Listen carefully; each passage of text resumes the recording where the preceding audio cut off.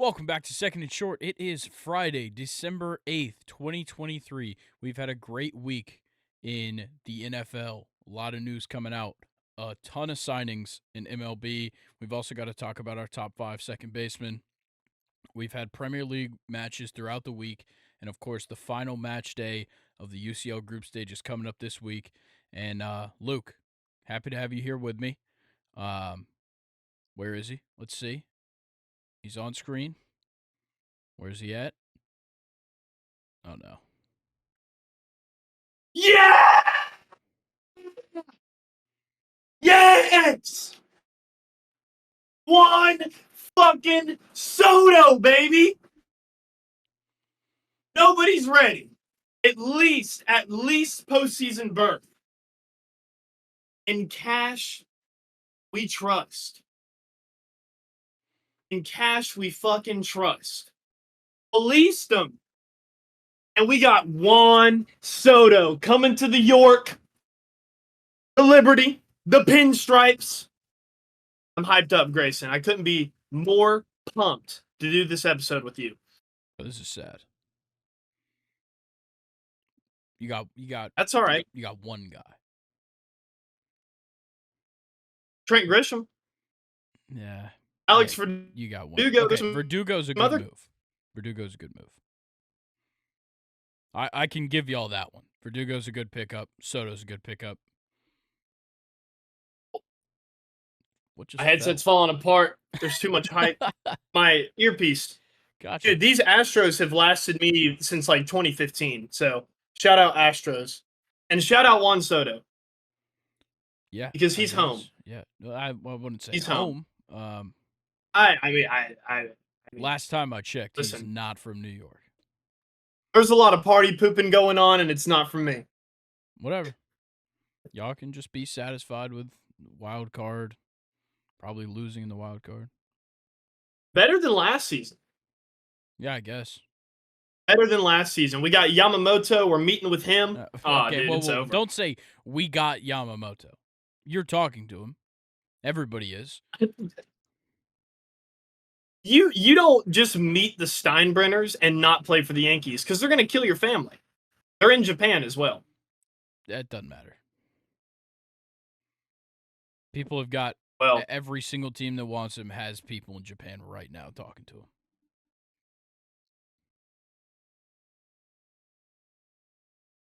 Not like the Yankees do. All right, whatever. You can believe whatever you'd like, but I am like 90% sure he's going to the Mets. No. All right, we'll see when the time comes. But let's go ahead and talk about some of the other MLB moves before we get into anything. Obviously, the Juan Soto trade is huge. The Yankees get Juan Soto and Trent Grisham. The Padres, in return, get Johnny Brito, Kyle Higashioka, Michael King, Randy Vasquez. I think Drew Thorpe was another one.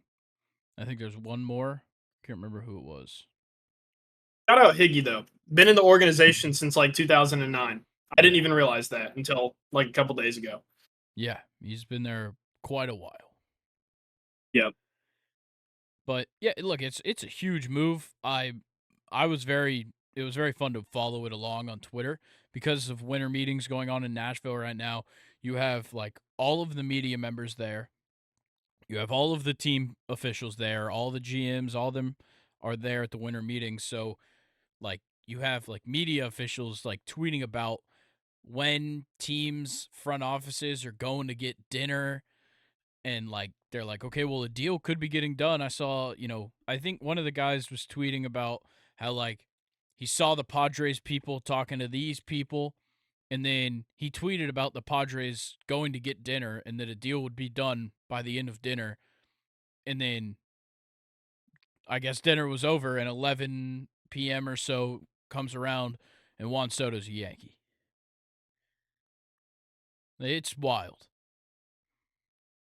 Yeah. They took him to Geno's and boom, he's a Yankee. Okay. Enough. Yeah, we're not doing that one. That's not sticking. That one's not going to stick. I'm actually going to talk like that the rest of the episode. So. If you do, I'm muting your mic, and I'll just take this one.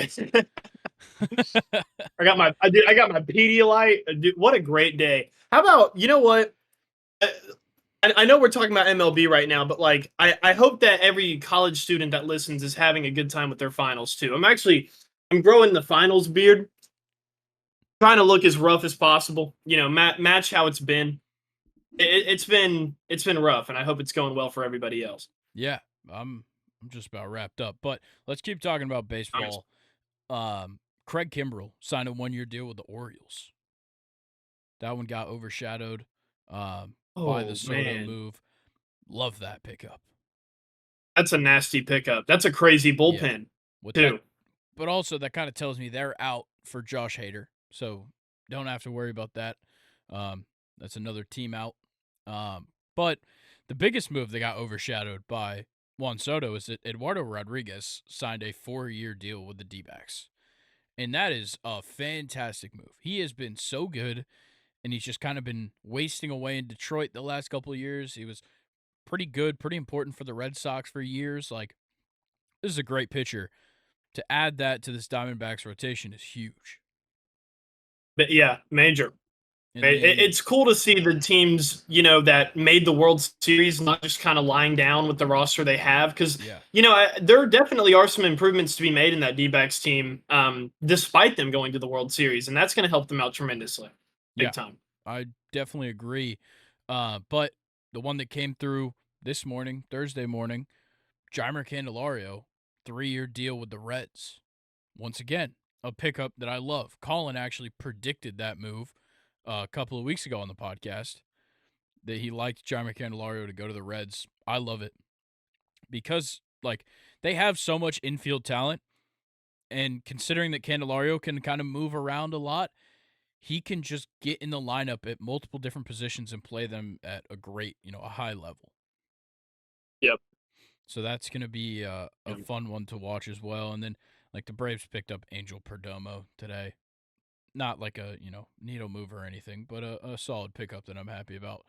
But, yeah, it's kind of all the MLB moves that have really gone down recently that I can think of. Verdugo.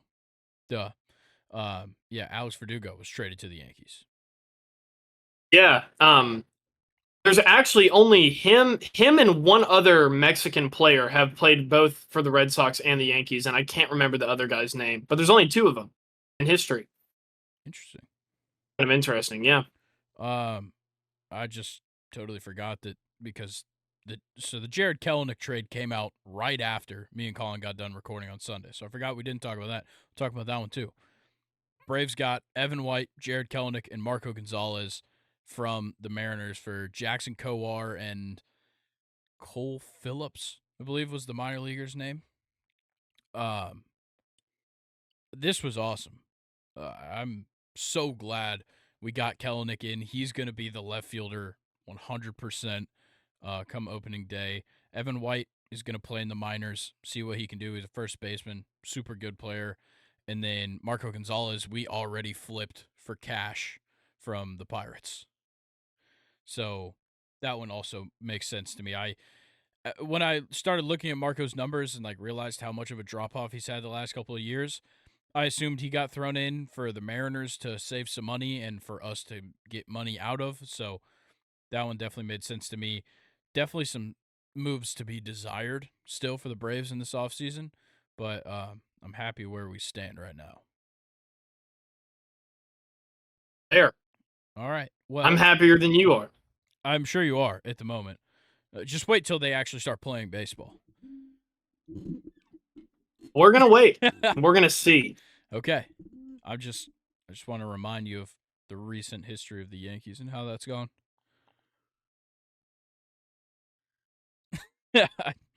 Hey man, I'm looking out for you. I don't want you to have ridiculously high expectations. I, I okay. Look, I'm you're hyped. gonna go into this season thinking that you guys are gonna win 95 plus games. I could see 95. Yeah, come on. No, I could see 95. I don't know about a postseason run, but I can see 95 wins. I think. no. I mean, another side too is I like how aggressive we're being because the rest of the division got so much better than we Yeah, did. And I mean, the Yankees are having to play catch up right now. You can't at least admire the fact that we are being aggressive when we have to be aggressive. We're not just lying down. agreed. Yeah, I can get along with that. That's I think that's where a lot of my hype is coming from. Not so much as what it's going to mean for us next season. It just I like seeing us try in the offseason. Bring All right, back the evil empire. fair enough. Well, let's get into NFL Week 14. Lots to talk about here. I think only 2 teams on bye this week, so a whole lot of games. And let's start off Buccaneers versus Falcons. It's going to be interesting. Our defense has been out of this world over the past couple of weeks. And as long as we don't make this game Desmond Ritter's problem, we'll be totally fine. Yeah. No, for sure. And I mean, the defense did a good job of that last week. Is they carried Desmond Ritter, which was good to see, and that's kind of what got them the win. Yeah, and with how the Buccaneers have been playing, I'm really not too worried about them.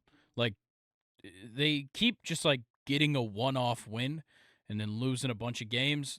They beat the Panthers last week barely. Like, it took a go-ahead touchdown by Mike Evans to beat the Panthers.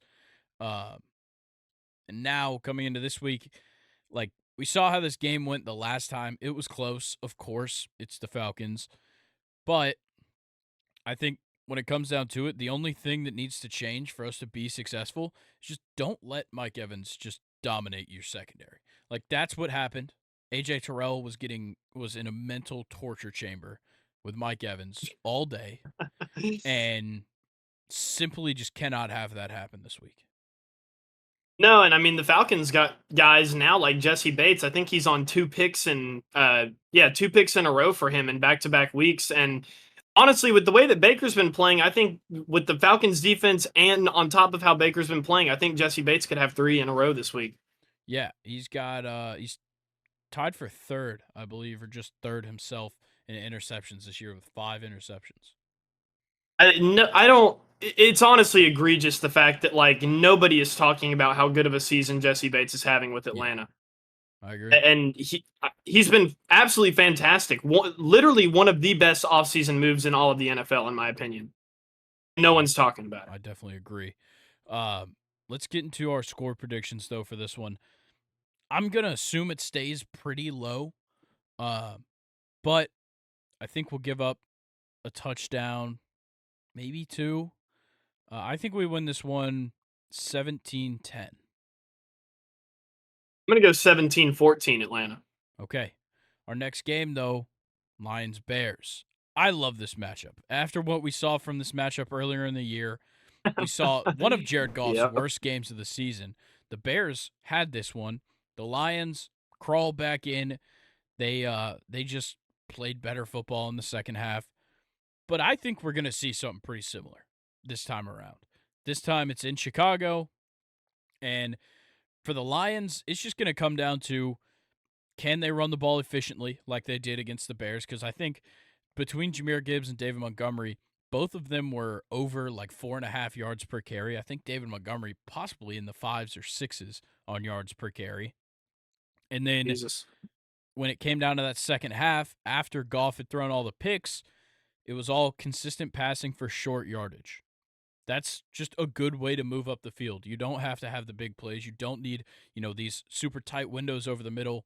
It's just about getting yards, especially when you're down. So they go down early. I certainly see them going for that, but either way, they know exactly what they need to do this time around. And the Lions have kind of been a team that I would say has been wavering a little bit. You had that close game recently with the Bears, and then somehow Jared Goff, no interceptions, but they kept a close game with the Saints. And I don't think the Lions are necessarily in trouble, but they're just making a lot of games close that shouldn't be recently. And division rivals, in divisional games, damn, that was really hard for me to get through. In divisional games, that's something that you're going to have to worry about. You can't let a divisional opponent have any ounce of hope in this game. And the Lions have been giving hope to all the teams they've been playing recently. So The Bears are Oh, you froze. going to come out on. Sorry, you froze for a What second. did I? Oh, my bad. Where did I forget? You said you were about to say somebody's going to come out on top, I believe, and I didn't quite get it. The Lions. The Lions are going to come out on top, but it's going to be a close game. All right. Yeah, I think when it comes to like the Bears, like the way to win this game is just kind of let Justin Fields freestyle. Like just let him kind of do his thing cuz like it seems like with their game plan some weeks, especially the weeks when they get just super limited on offense, is when they just kind of forget that he is the X factor on this team. Like he makes things happen for this team in the passing game, in the running game. And sometimes they kind of box him off, and it doesn't seem like they like it either. Like it doesn't seem like the team wants that either. And I think that's the best way for them to win is just kind of let Justin Fields do his thing. Maybe it ends up bad. Who cares? You're 4-8. You want to, give yourself every chance to beat a division rival. Yeah, of course. Yeah. Just echoing what you said, Justin Fields just needs to freestyle. Get the rushing yards because they don't really have a run game right now. Yeah. And get it to your weapons. You have DJ Moore, and I don't want anybody to forget about Cole Kmet too. And Roschon Johnson last week against the Vikings, he didn't have a good game on the ground, but he seems to be a vertical threat though for the Bears. So just find your weapons. You don't have to do everything in chunks. But definitely let DJ Moore down the field a couple times in this game, and you might have a chance against the Lions. All right. Final score prediction. I'm gonna go Lions 24, Chicago 16. All right. I'm gonna go Lions 31, Bears 24. All right. Next game, Colts Bengals. And after what we saw from the Bengals the other night, maybe Jake Browning is good enough to win some football games. Maybe. Maybe. Like they were doing crazy shit. Like they should not have beat the Jaguars. I think going into that game they should not have won. But Jake Browning threw the ball 37 times, 32 completions, 354 yards, a super long touchdown to Jamar Chase, and Joe Mixon just kind of got it done for him in the running game, and Jake Browning ran one in himself. Like, this was genuinely the best this Bengals offense can look without Joe Burrow, and it's just as good as it could look with him. I was about to say, this is, I would say, I would go as far as to say that this is their best offensive performance all year long. Yeah, I agree. Even with Burrow helping. But, it was sucky to see Trevor go down. Of course, I need the Bengals to just lose every game for really the rest of time. But they had to grind this one out, and they got it done. CJ Beathard came in, didn't really even play that bad. It's just the Bengals just had that edge. After Trevor went down, they definitely took advantage. Yeah, it was nice to see that team kind of rally in that second half because, like, you go into the half, you're tied 14-14. Jacksonville comes out, has a good third quarter, takes a touchdown lead into the fourth. Then you just see the Bengals fight through it and get the win. It was huge, and I think it was huge for Jake Browning's confidence going forward. Yeah. And on the other side, I know we're not talking about the Titans, but just if you throw a pick, if you catch a pick against Will Levis, just watch the fuck out. Yeah. Because he's coming. He's gonna get you. Yeah. We can definitely talk about him later. But yeah, the Colts. Definitely. The Colts certainly can win this game. They're great on the road this year. I don't think people are really thinking about that when you think about the Colts right now, but they're 5-1 on the road. They've won their last 4 games. Like, this is a hot team right now, and considering they're going up against a weakened Cincinnati Bengals team, they've definitely got a chance in this one. Of course, yeah. Even without Jonathan Taylor, I would say, he's come back and been great for the Colts. But Zach Moss has been able to pick up the load when he's not there, which has been quite often this season. Yeah, I'm a big Zach Moss guy. Not fantasy purposes because I have Jonathan Taylor, but for analytical purposes, I really like Zach Moss. He's a great running back too. Yeah, He is, and he's played super well throughout this season, way higher than anybody probably expected him to play. Um, so he's definitely one to look at against the Bengals here. I think it's going to be a close one, though. What are you thinking score wise? I'm gonna go Colts. Colts 28, Bengals 24. Okay, I'm going to go Bengals 27, Colts 23. Yeah, Okay, I like it. yeah, I'm going with that. All right, Jaguars Browns, the next game. Trevor Lawrence probably not playing in this one. He didn't practice Wednesday. CJ Beathard was limited in practice. I guess some shoulder issues, but I got a feeling he's going to be the starter on Sunday. I don't think Trevor's going to bounce back quite fast enough, but the Jaguars are trying to hold on to an undefeated record on the road this season.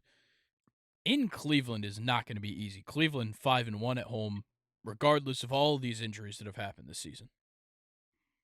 Yeah, and honestly, against the Rams, Flacco didn't look that bad. Nope. Gave him the win, or no? Well, he didn't give him the win. No. He gave him a good game. He did throw a pick, but Matthew Stafford's just kind of been hot here recently. You know, he came back from injury earlier in the season, didn't really look that great, and it looks like he's kind of finding his stride. And you know, maybe that's kind of attributed to how Kyron Williams has been playing too. Um, but anyway, yeah, back to the Browns. Back to the Browns. Um, Still have a good defense. They've lost 2 in a row. Um, Going up against a probably not their starting quarterback. I don't think Trevor's going to come back anytime soon. He's probably going to miss a couple weeks. But yeah, it's been tough. They really offensively they haven't been able to really get it to their weapons anymore. I've noticed like Amari Cooper's kind of been down production wise, which is not always good to see. Really expected Kareem Hunt to be better. And Jerome Ford is just kind of hit or miss. So I have a feeling that the Jags will probably still take this one. But, you know, as you and I both know, you can't mess around with the Browns defense. And with Yeah, Trevor being out, it almost seems like the perfect storm to upset the Jaguars. I agree. So when it comes to my prediction, I'm gonna ride with the Browns. But it's not gonna be high scoring. That's for sure. I'm gonna go Browns 17, Jaguars 14. I'm going to go Browns 20, Jaguars 13. Okay. Our next game, Yep. divisional matchup, not a good one.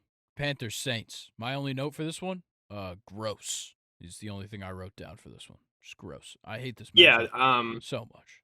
this one's going to be tough, but you know what? It's still important for the Saints. They're still in a playoff spot, and technically the Panthers are Well, too. they're actually neither of them. Actually, no, the Panthers got eliminated. Um, that one's official. Okay, I think it was maybe last weekend they weren't Yeah. eliminated Yeah. yet, but I mean the Saints are right there with the Falcons though. Same record as Tampa.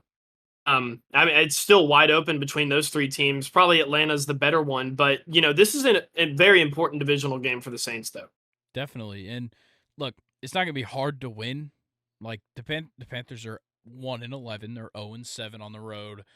The Saints, regardless of the fact that I'm sure Derek Carr is probably going to start, he's probably going to get hurt in the second half. Jameis Winston's going to come in. Taysom Hill's going to throw some touchdowns or something. Despite all of the madness that is going to happen, they can beat the Panthers. Oh, of course, yeah. I mean there's no denying that the Saints still have weapons. One of those not being Derek Carr, though. Yeah. Dude, I'm so over Derek Carr. Like, I honestly would go as far as to say I wish he was never in the NFL. I don't know. I don't know a quarterback that has been so just mediocre his entire career and gets paid just a fuck ton of money. Yeah. What's I mean, that we're looking at a second string quarterback. is like when you look at this season in particular, like he's been really bad. Like Yeah. I don't think you can like go either way. Like he's at he still hasn't hit 3,000 yards, which there's plenty of guys that haven't, but for a guy like him getting paid the money he is, probably should be there. And then he's got 11 touchdowns, 6 interceptions. That is horrible. Yeah, bad, Yeah, it is weird. And real bad. I'm looking at the injured list right now. He was limited in practice Holy on shit. Wednesday and Thursday, so today. And he has 3 injuries: concussion, rib, and right shoulder. This guy, Doing what? Playing yeah, shitty football? no, he just like gets sacked, and then the game is over for him. I swear to Yeah, God, he only was he's sacked made of twice like against fucking Detroit. popsicle sticks. Swear. He's a house of cards, and I mean, it's not like he was going to a team, without weapons. I think you and I even talked about it preseason. Derek Carr has always had weapons his Yep. entire career, and this is what we have though. It's just a mediocre quarterback. But I mean, it really doesn't matter because they're still playing the Panthers. Yeah, exactly. Like you still have um, Alvin Kamara. Chris Olave is gonna catch some of the shitty passes from Derek Carr. yep. So I'm sure you'll be fine. Yeah, you think the Saints are in the market for a quarterback this year? Nah, they're paying him too much to give up. Yeah, that's true. That's You the don't have a issue. second string get paid like him. And how about I didn't even realize this. I don't know if you did. Jimmy Graham. Shout out Jimmy Graham. He caught a touchdown pass against the Lions. I didn't even realize it. He's still going strong. He Is actually has he 2 really? touchdowns this season. Yeah. I had no idea. Yeah, it's crazy. 1 reception, 6-yard touchdown Yeah, against the I Lions. assumed he was just on some like pregame coverage. I just Yeah. assumed he was on like NFL Network's pregame coverage, and I just never really saw him. Ah, dude, he's out there. 37 years old. Hell yeah, way to go! I fuck with I Jimmy love it. Graham. Me too. All right, score prediction. I'm, um, God, 21-7 Saints. I'm gonna go 20-10 Saints. All Yeah. right. All right, Texans Jets. Zach Wilson back starting at quarterback. Um, because I guess everybody hurt his feelings. He needed a 2-week break. Um, look, the Jets are just, man, I don't know. I don't even know what to say about the Jets right now because like you're 4-8 and like you kind of have a chance to do something with this season. Like there's what, 5 games left. You've lost 5 straight. I think they're just kind of waiting to figure out something with Rodgers. Yeah, it definitely sounds about right. Man, we were both so high on them Well, you beginning of can't the you season. can't predict Aaron Rodgers tearing his Achilles in the first game. No, it's just it's crazy to just see how far they've gone in the wrong direction. Of course, Yeah. due to injury of Aaron Rodgers, but I mean the defense is there. I don't know if it's really saying a lot to hold Atlanta to 13, but I mean they've had a lot of low scoring games for the other team offensively.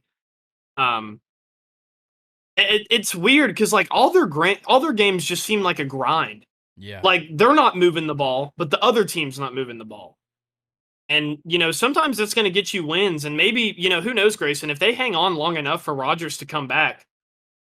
I mean, who knows? But They have to they're going to win. be one of those. They have to win this week if they want Rodgers to play. Yes, exactly. But if best case scenario, if you go into the playoffs or if you're finish the season 9-8, you're kind of then relying on other teams still to lose. You're Yeah. not really in control of your own destiny at that point. So it's even if they win out, it's all in the hands of fate.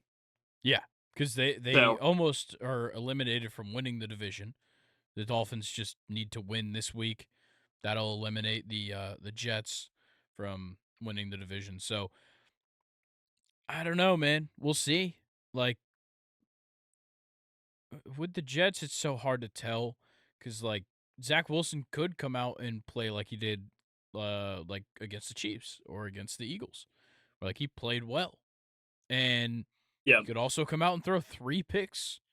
There's really no telling. But on the Texans side, which is the side we really should be talking about, CJ Stroud is just insane still. Yep. 3,500 yards, 20 touchdowns, 5 interceptions, and he's a rookie. And then, unfortunately, Tank Dell goes down, fractured fibula, done for the season last week. Mm, brutal. Luckily for the Texans, though, they have a wealth of receivers. Like, they're going to be fine. They still have, obviously, Nico Collins, who's been absurd this year. I think Dalton Yeah. Schultz is going to be back from injury this week, so he'll be back in the lineup. You still got Noah Brown, who's had some great games this season. You've got John Mechie on that team, a good young option. There's multiple other guys, too, that I can't even think of right now. Robert Woods is on this team as well. So, like, you're going to be fine as long as Oh yeah. the rest of the guys stay healthy. But with CJ Stroud, man, like, look, the Jets have struggled when they play the highest powered offenses, and the Texans are one of the highest powered offenses right now. They gave up 32 points to the Bills. They gave up 34 points to the Dolphins, and they gave up, earlier in the season, only gave up 14 to the Eagles. But if we're looking at the recent trends, the Texans should wipe the floor with the Jets. Oh yeah. And Nico Collins had the biggest fucking "you're in good hands" game Yeah. ever last week. Nico Collins almost received for 200 yards. Just listen to that sentence. Beginning of the season, who is Nico Collins? 200 yards? Damn. That's a massive game. And CJ Stroud and the Texans are going to be in great hands offensively. I would almost say that Devin Singletary should be your new starter going forward, or at least get most of the reps. Yeah. Still, I mean, even with less carries and less yards, he still probably was going to have a better game than Damon Pierce if he had more carries. And yeah, I kind of want to see more Devin Singletary moving forward, but I know Damon Pierce is their guy. I just think that Devin Singletary is better this season. Yeah, he is, for sure. But let's get a score prediction for this one. I don't think it's going to be that like high scoring, because the Jets defense is still very good. But also the Jets are just simply not going to score a lot of points. So Yeah. I'm going to go Texans 21, Jets 7. Texans 21, Jets 10. I'm going to give them an extra field goal. Okay. Let's get into the next one, Rams Ravens. And I love this matchup. I do. The Rams are pretty hot right now. They seem to have figured something out since Kyron Williams has come back. He is a dog in the second half. Like, it's ridiculous. He did nothing in the first half last week. Comes out in the second half. I think he had like 88 rushing yards. He had a touchdown. He had some receiving, like, bunch of stuff in the receiving game. He's insane. But against the Ravens, you got to get things going early. You can't wait on the second half to get things started if you're the Rams, because by then you might be down 21-0. Yeah, no, exactly. The Ravens are a team that you got to play. You got to play them the entire game. There's no off plays with Baltimore. Baltimore is just a combination of I don't want to say an unbeatable offense, but they can go in a lot of different directions if one thing's not working. Yep. In Baltimore, and I think that's probably the most important thing. And then, their defense we've harped on all year long. So I think with Matthew Stafford's injury issues, I think this could be a tough game for him.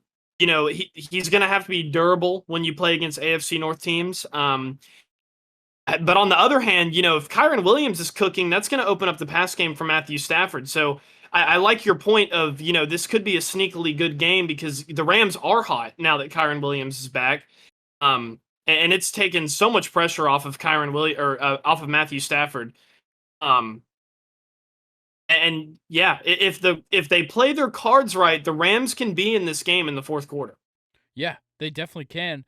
But to me, this Ravens offense does such a good job of avoiding the defense's best players. Todd Monken this season, his first year as their OC, has done a great job of mixing up the approach depending on what they're going to see on the other side of the field. There's some days where they're just trying to get down the field any means possible and run it in with Gus Edwards. Other weeks, you find Zay Flowers and Odell as much as possible for long yards or running across the middle. And then sometimes you just let Lamar do his thing. I think this Rams defense is the kind of defense where Todd Monken lets Lamar just do his thing. Because the guy to avoid, obviously, is Aaron Donald. If you let Lamar play his game, he's going to roll out. He's going to avoid Donald. That's his smartest play there. But he can also stretch things out with his legs. He's got receivers that can move around the field that are small, fast. He's got big physical receivers as well. I know he doesn't have Mark Andrews, but Isaiah Likely is a very good tight end. And Yeah. it just seems like they have enough offensive weapons in every single position. They're going to make something happen, no matter what. Yeah, no, definitely. No matter who they're playing, they're going to make something happen for sure. So, because I like this offense so much right now, I got to stick with the Ravens. And I think we see a similar thing. I think the Rams play it, they make it closer in the second half, but ultimately it's not enough. I'm going to go Ravens 31, Rams 28. Yeah, I was thinking the same exact thing. All right. I'm glad. Yep. We're in agreement there. But let's get to the For sure. next game because I simply have no read. Vikings Raiders. I think it is simply impossible to make a correct prediction about this game. These are Yeah, moving into the 4:00 slate. Yeah, both of these games are both of these teams are entirely unpredictable. Yeah, for sure. No, I'm right there with you. Yeah, I mean, I don't really know what to say either. I really, I'm lost here because it seemed like when, Dobbs took over, they were just like completely rejuvenated. It wasn't that Kirk Cousins offense that we're used to seeing that's, on some days unbeatable. It was a different offense. They were grinding. They had the mentality that they were unstoppable. If that makes sense, is kind of how they were playing. But then, you have games like against Chicago last week where Dobbs is going to throw 4 picks, and you're definitely not going to win the game. And I don't even know with the Raiders, it's kind of similar. Like Aiden O'Connell is kind of proving to be a decent backup, maybe not the backup to win you games, but a serviceable backup. I'm honestly just going to go ahead and say it since I don't really have much about this game. But I think if Josh Jacobs is on, the Vikings are going to lose. Yeah, I definitely agree. I think the Raiders do have like some players that can just go off. Obviously, Josh Jacobs being one of them, but Devontae Adams, Jacoby Myers, those kind of guys can really make an impact. With the Vikings, it's just so many question marks. Like, I don't know what is going to come out of this team ever. And look, Dobbs could look like he did in the first couple games. He could look like he did in the last one. There's really no telling. I'm going to ride with Minnesota just because I trust them more all around than the Raiders, just for more players to play well at the same time. So I'm going to take the Vikings 20, Raiders 17. Well, there might be a factor that I've just noticed that could cancel out my Josh Jacobs prediction, and that's Justin Jefferson is set to return this week. Yeah, I was thinking about that. I couldn't remember if he was or wasn't. I was just going to assume he was and not tell you. Yeah, well, I wanted to be right. This is yeah, that kind of puts a hole in what I was trying to say earlier. I think even if Josh Jacobs is on, the Vikings still are probably going to win with Jettas being back. But it's going to be interesting. We don't know what Jefferson's going to look like with Josh Dobbs. True. I think that honestly, So bringing in Justin Jefferson, they need to kind of keep this idea of like letting Dobbs kind of do his thing and like find other people, because it wasn't just one receiver getting the ball every time like Kirk and Justin Jefferson's connection. This was Josh Dobbs, finding Jordan Addison, finding KJ Osborne, finding TJ Hawkinson, like all guys all over the field getting passes from Josh Dobbs, and Josh Dobbs doing it with his legs too. They can't just totally switch everything on him just because Justin Jefferson is coming back into this team.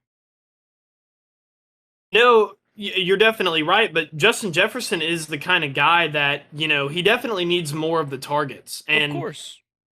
what more of the targets could look like is him just ending up just sucking up the entire offense, and then you win the game. Yeah, it could. But who knows? Who knows? I'm gonna rock with Minnesota. The return of Justin Jefferson, I think it's set for them. It sounds awesome. They're 4-2 away. Minnesota 21, Vegas 14. Okay. Let's get into the next one. Seahawks, 49ers in San Francisco. The 49ers are a 10.5-point favorite after last week's huge victory over the Eagles, 42-19. They played the Seahawks 2 weeks ago on Thanksgiving Day, and they won 31-13. The 49ers Yeah. are unstoppable right now. Defense, Yeah. offense, both clicking at the same time. You got the MVP favorite, Mr. Irrelevant Brock Purdy on this team. You have, honestly, one of the best running backs of the last, 10 years? Christian McCaffrey. And just such a versatile and ready to play some big games Deebo Samuel. He looks unlike he has ever looked in the past. Like that performance against the Eagles last week, simply put, the best performance of his career. No doubt about it. And then, of course, I Brandon think there's Ayuk. some debate. I don't know. That game was actually absurd for Deebo. Didn't he go crazy in the wild card game last year? Seahawks 49ers? Maybe? I want to say he had a big game, but I mean, this one, big statement performance too, Yeah. especially being over the Eagles for sure. Yeah. But on the other end, I wanna give my flowers to the Seahawks a little bit because when their offense is on, it's on. You and Colin kind of touched on it. They were keeping up with the Cowboys. They truly were. They were slinging the ball. Geno looks great. Zach Charbonnet, fantastic, absolutely fantastic draft pick this year. And I didn't really expect it, with them having Kenneth Walker, but I don't know. They must have looked into the future or something because they knew they knew that Zach Charbonnet was going to get some reps in, and yeah, it's awesome to see Jackson Smith and Jigba get more involved. He was super involved against the Cowboys, and DK Metcalf, man, one of the best performances of his career. Definitely. Talking about career performances. But the 49ers, if there's anybody that owns the Seahawks, it's the 49ers, and I think that. Despite how they looked last week against Dallas, it might be another 2 to 3 possession game against the 49ers. Yeah, I think so as well. Like, it's not like they're just a second half team. It's nothing like that. Literally, they are primed to explode as soon as the kickoff happens. It's ridiculous how good this offense can be for the full hour-long game. All 60 minutes, whether it's on special teams, on defense, on offense, they can literally dominate the entire game. Like this game went into the second quarter 6-0 Eagles. And in the first quarter, Brock Purdy looked sloppy. Like that. Turned it around 14-14-14 in the next three quarters. Actually ridiculous. Yeah. So ridiculous. I got a feeling the 49ers pop off again. Maybe not for quite as many points. But I'm going to go 49ers 31, Seahawks 21. I think with did you just predict a 40 score? What? Did you just predict a score in the 40s? Did I say 41? I think you said 41. 31. Okay. Maybe I misheard you. Well, I was only asking that because I'm actually going to go with another score in the 40s. I think the 49ers are going to match their scoring total of last week because, I like the way the Seahawks looked against the Cowboys, and I think the Seahawks are going to force them into a little bit of a shootout. It's not going to be a close game shootout. It's going to be Seahawks get down a lot early, and then they're having to play really, really aggressive to catch back up. I'm going to go like 42-21. Okay. 49ers. All right. Well, our next game in a loaded 4 o'clock slate, Bills Chiefs. Honestly, might be just as good of Ooh. a game. There's a lot Yeah. riding on this game for both teams. The Bills sit at 6-6, and they need to win some damn games, especially on the road, considering they're 1-4 away from home this year. And then the Chiefs got to figure something out because they just lost to the Packers. Yep. Like Jordan Love And that just was had a horrible. career day against the Packers. The Chiefs. That's Yep. insane. But It's incredible, and it's very fitting because that was his debut. yeah, Yeah. it's actually kind of cool. But I I'd like to think the Chiefs are going to be in like bounce back mode. You lose a game to a team you should not have lost to. You come up the next week, you want to win the game. I don't know if they can. There is genuine flaws all around for the Chiefs. And I think people are just now Yeah. starting to see them a lot more. Yeah, for sure. They definitely this Chiefs team is beatable. They definitely Yeah. can struggle. And with the week that the Bills are coming off of, they're coming off of that tough loss to Philly. I like the energy that they're playing with. They're playing with a team that has some, or they're playing like a team that needs to be urgent as far as like making it to the playoffs, being at 6-6. So I'm honestly, I'm going to go like 38-31. I'm taking the Buffalo Bills, Grayson, in this game. I think, with Yeah. the history and with this, just the Chiefs just look a little bit, shaky. I think it's time for Josh Allen to beat the Chiefs, and it's going to be this weekend. Okay. Yeah, man, 1-4 on the road just scares me, considering they're going to Arrowhead. It's a hard place to That is play, true. man. Like, It is. I know the Chiefs are 4-2 both on the road and at home this season, but something about it just, oh man, I don't know. I want to go with the Bills, but I think I got to stick with the Chiefs in a close one. All right. I'm going to go Chiefs 28, Bills 27. I like it. Did you have a final score? I don't remember if you said anything. Yeah, Okay, 38-31 Bills. got it. All right. That's a lot of points for the Bills. 38? They put up 34 against Philly. Fair enough. All right. Let's get into the next game to close out this insane 4 o'clock slate. Broncos Chargers.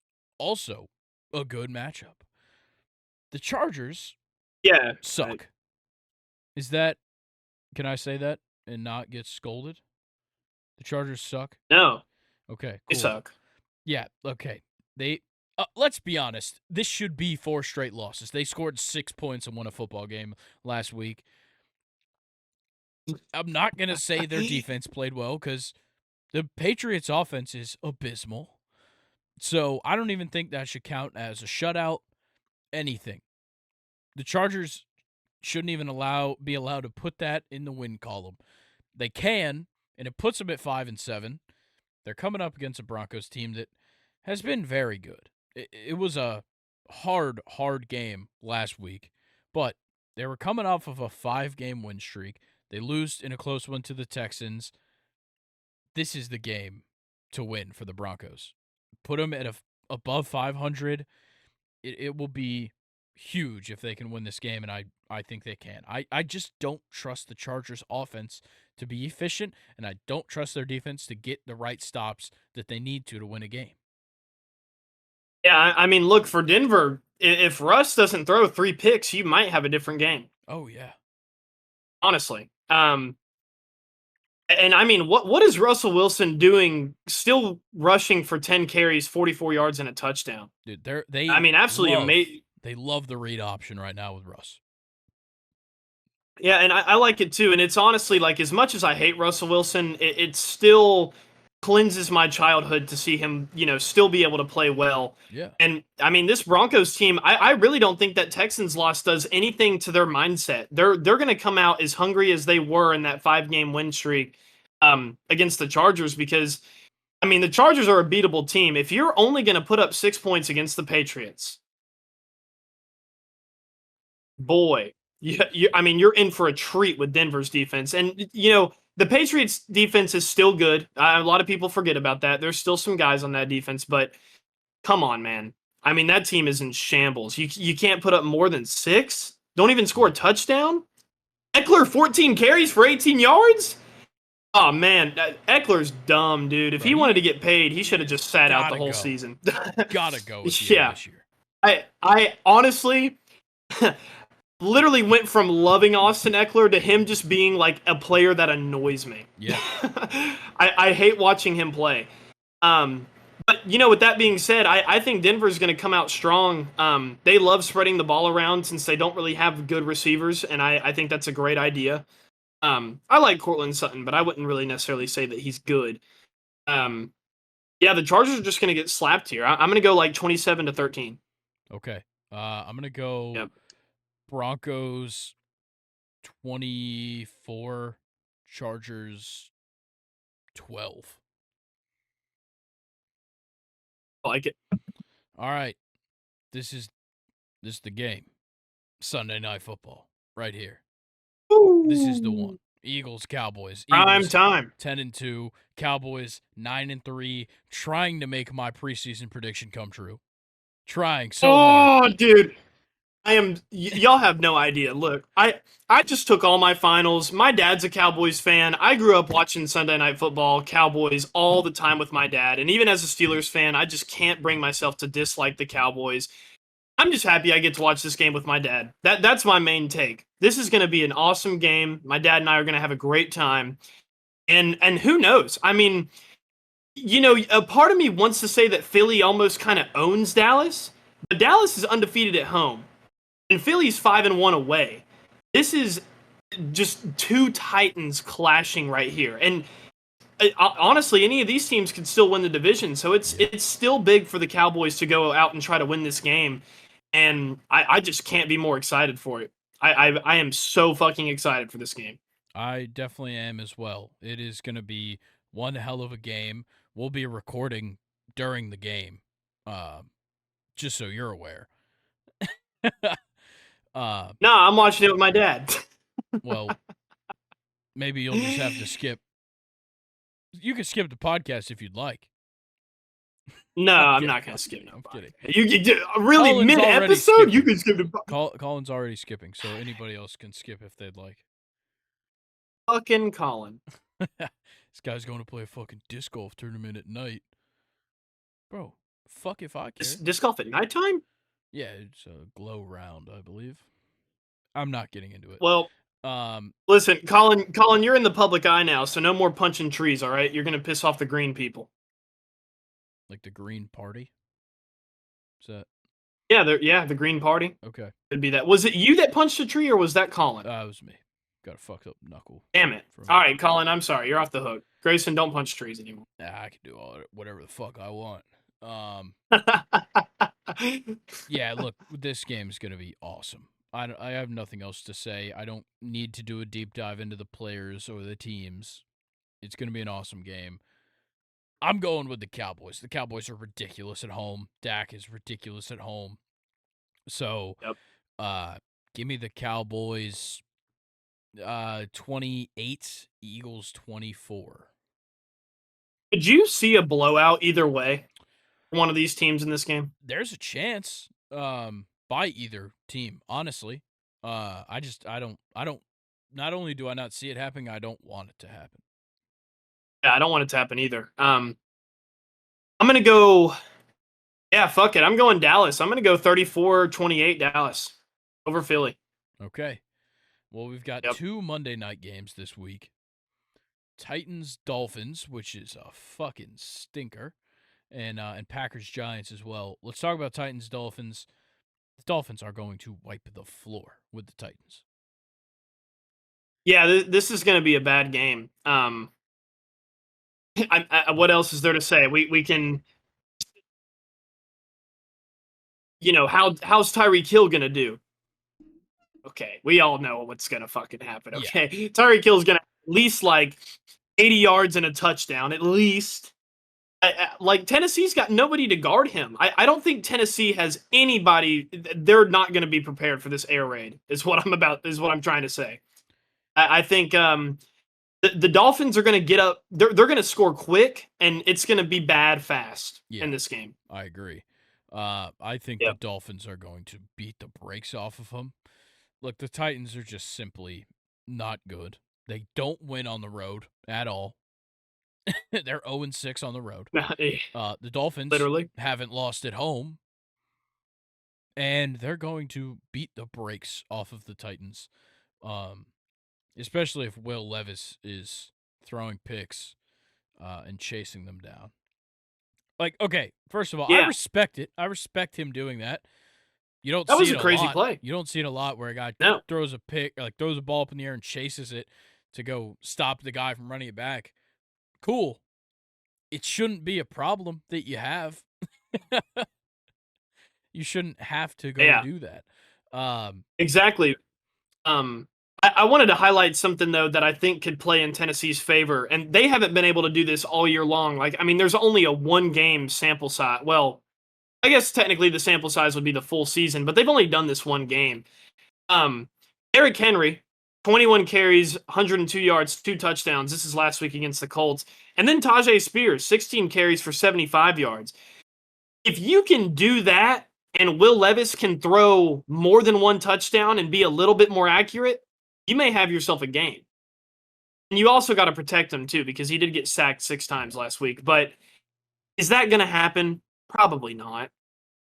Probably not. But, if you're the Titans, that's how you keep that offense off the field, is by using Derrick Henry and Tajay Spears. So, but I don't think that's going to happen. And on the Dolphins side, I mean, they're just perfect. Their 2 running backs are so underrated, and they complement this air raid offense so well. Yeah.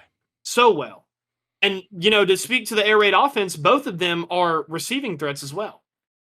So Miami's really just got it all going for them. They don't even need a good defense. You just got to score quick and just demoralize the other team. And I think that's kind of what's going to happen against Tennessee. I'm going to go like 28-6 Dolphins. I'm going to go Dolphins 35, Titans 14. That's how I'm feeling right now. Go ahead and throw in Jalen Ramsey interception. You would say that. Go Knowles. All right. Packers, Giants. Is it going to be good? I think this is a sneakily good game. Yeah. Like, there's something to talk about with Jordan Love. A little less to talk about with Tommy DeVito, but still something to talk about. He's had some decent showings. Yeah, I mean, they've won 2 in a row in New York. Do I trust them to keep winning? No, not at all. Considering their last 2 wins are over the Commanders, who are just a shell of themselves from the first 4 games of the season, and then the Patriots, who, it's self-explanatory for the Patriots, but I don't know what's gonna happen. I'm pretty confident the Packers win this game. I am too, but to speak on the Giants side a little bit, Jalen Hyatt. Yeah, it looks good. Finally got involved against the Patriots. 5 receptions, 109, no touchdowns, but still, kind of surprised with their offensive struggles. They didn't try to work him in just a little bit earlier, but I mean, hey, sooners rather than later for him. Yeah. And it looks like he honestly could be like a staple in this team. Contrary to what people were saying, maybe like after the first, I don't know, like 6 weeks. I mean, he was pretty much a non-factor in this offense all season long.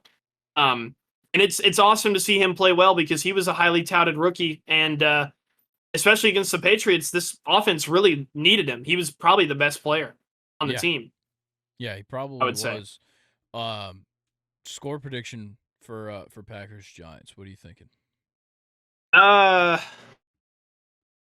2014 Packers.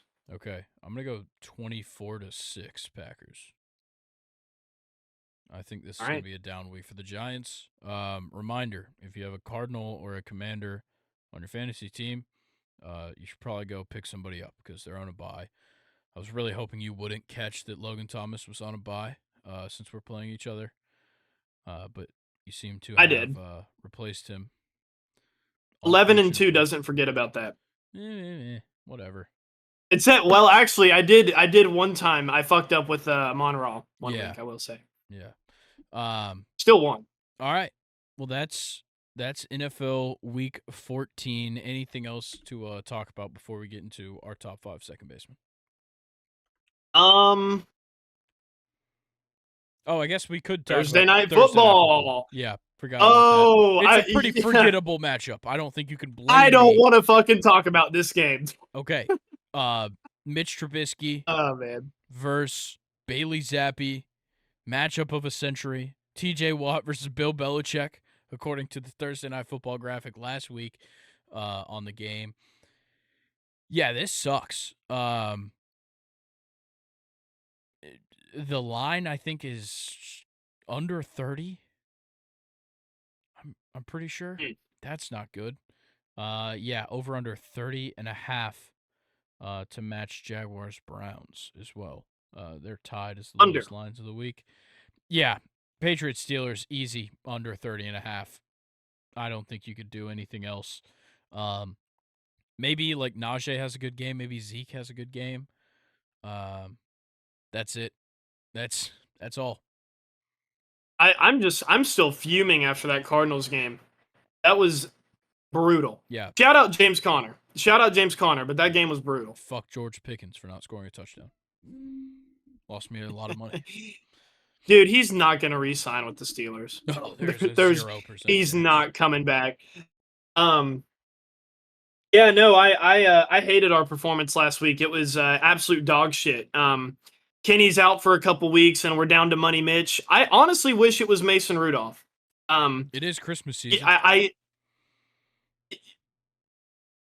He's onto something, guys. He's onto something. But yeah, Mitchell Trubisky, what we've seen of him this year has been like total shit. Last season, he had a couple bright spots. I'll give it to him. This season needs to be Mason Rudolph. I don't know why Mitchell Trubisky kind of just replaced him so easily. I mean, we almost went a full season with Mason Rudolph as the starting quarterback when Ben, blew out his elbow and his throwing arm. I was, very surprised even last season to see Mitchell Trubisky getting more playing time than Rudolph. But, yeah, it's going to be Money Mitch versus Bailey Zappi, and it's going to be a field goal and a safety, 3-2 Steelers. I think if anybody gets a safety, it'd be you guys. It might be 5-0. And with how we played last week, I have no idea. I mean, we should have beat the Cardinals. Should we beat the Patriots? Maybe.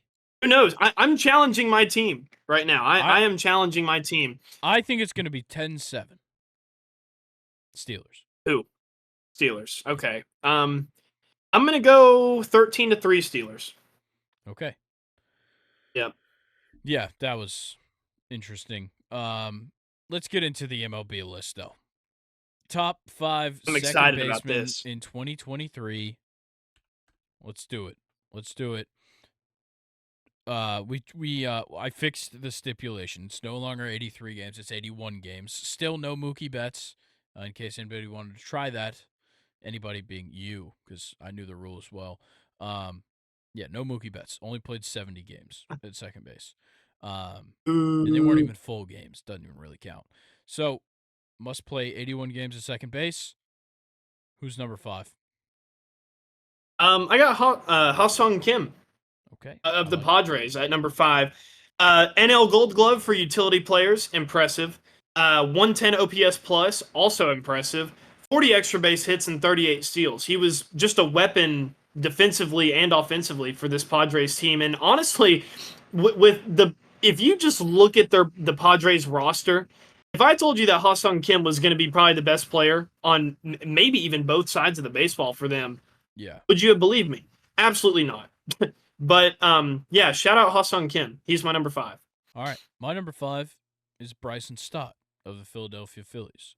I think he had one hell of a year, considering, he played 127 games last year in 2022 and just wasn't quite what we expected, considering how highly touted he was coming out of the minors. This season, totally different. Um, he played 151 games and he batted 280. He had 31 stolen bases, I believe. Yeah, 31 stolen bases, 62 RBIs isn't like fantastic or anything, but he had 164 hits, 32 doubles, 15 homers. He was just genuinely fantastic this year, and I was pretty happy to see it, outside of when they played the Braves. Um, he was just a great player. Went on a couple of pretty good streaks. I think he had a 20-game hitting streak at one point. So shout out Bryson Stott. He had one hell of a year. All right, I like that. He did not make my list. Gotcha. All right, who's your number 4? Number 4, this is where I put Luis Arias, which, we were talking about it pre-recording. This is going to be a little bit controversial, probably. Batting God, this stat's ridiculous. Ball in play 88.2% of the time. Yeah. That's kind of stupid. It's almost he also bad. joined. That's almost not good. Yeah. He also joined DJ LeMahieu as the only player to win a batting title in both the AL and the NL. Yep. So that's very impressive there. Yeah, 2 consecutive seasons, and that was actually my last stat, was that it was 2 consecutive seasons. So shout out Luis Arias. Maybe not the best defensively, but the batting alone, man, is just, you got to give him his flowers. Yeah, I definitely agree. My number 4 is Ha-Seong Kim. Right here, he was fantastic. One of the best players. Honestly, when you look at production on each side, one of the best players in the league this year. I know he didn't have some crazy batting average or hitting statistics, but he was great. Like, definitely not bad, considering the second base position isn't the best when it comes to hitting. Like, there's a reason a lot of the guys on this list aren't going to be 300 plus hitters and hitting 40 home runs and all that. Like, a lot of these guys are here for their defense. Like, Ha-Seong Kim was 14th in MVP voting for the National League.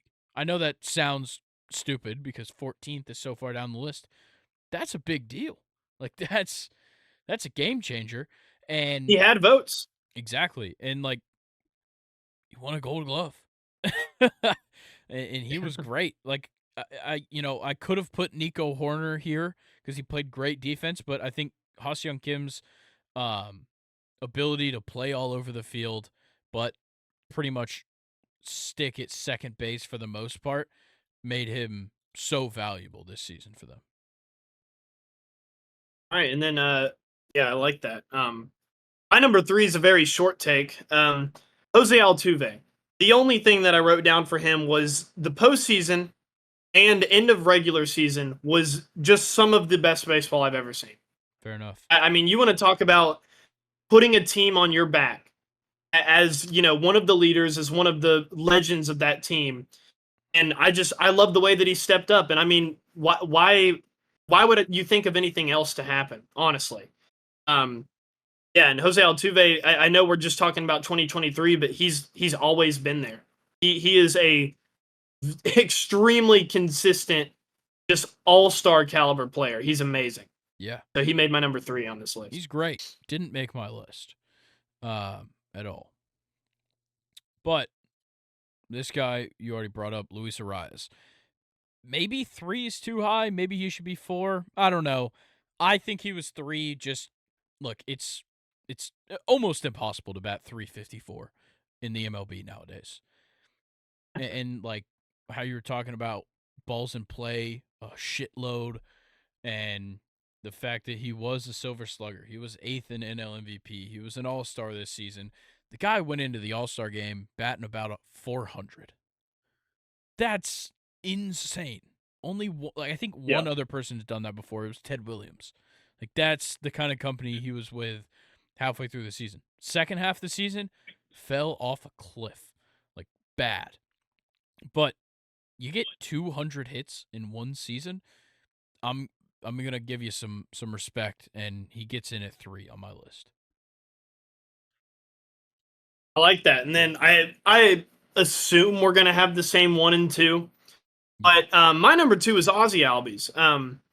What a player, man! And if he was on any other team, we'd be talking about him a lot more. But the Braves were just so loaded with just amazing stats this year that Ozzy kind of just fell, behind them all. yeah, As Matt Olson and Acuna being the guys that I'm talking about. But third in double plays turned, I really like that stat. And a career high in home runs and RBIs. He was absolutely amazing. And I like what you brought up is usually your second basemen aren't the best hitters, but Ozzy Albies was one of the best in the league. yeah, So, yeah, magical season for him. Just wish they could have done a little bit more in the playoffs. yeah. I definitely agree. But yeah, look, hitting wise, it's almost impossible to go out and find a hitter like this at second base. A guy that's going to go out there. He played 148 games.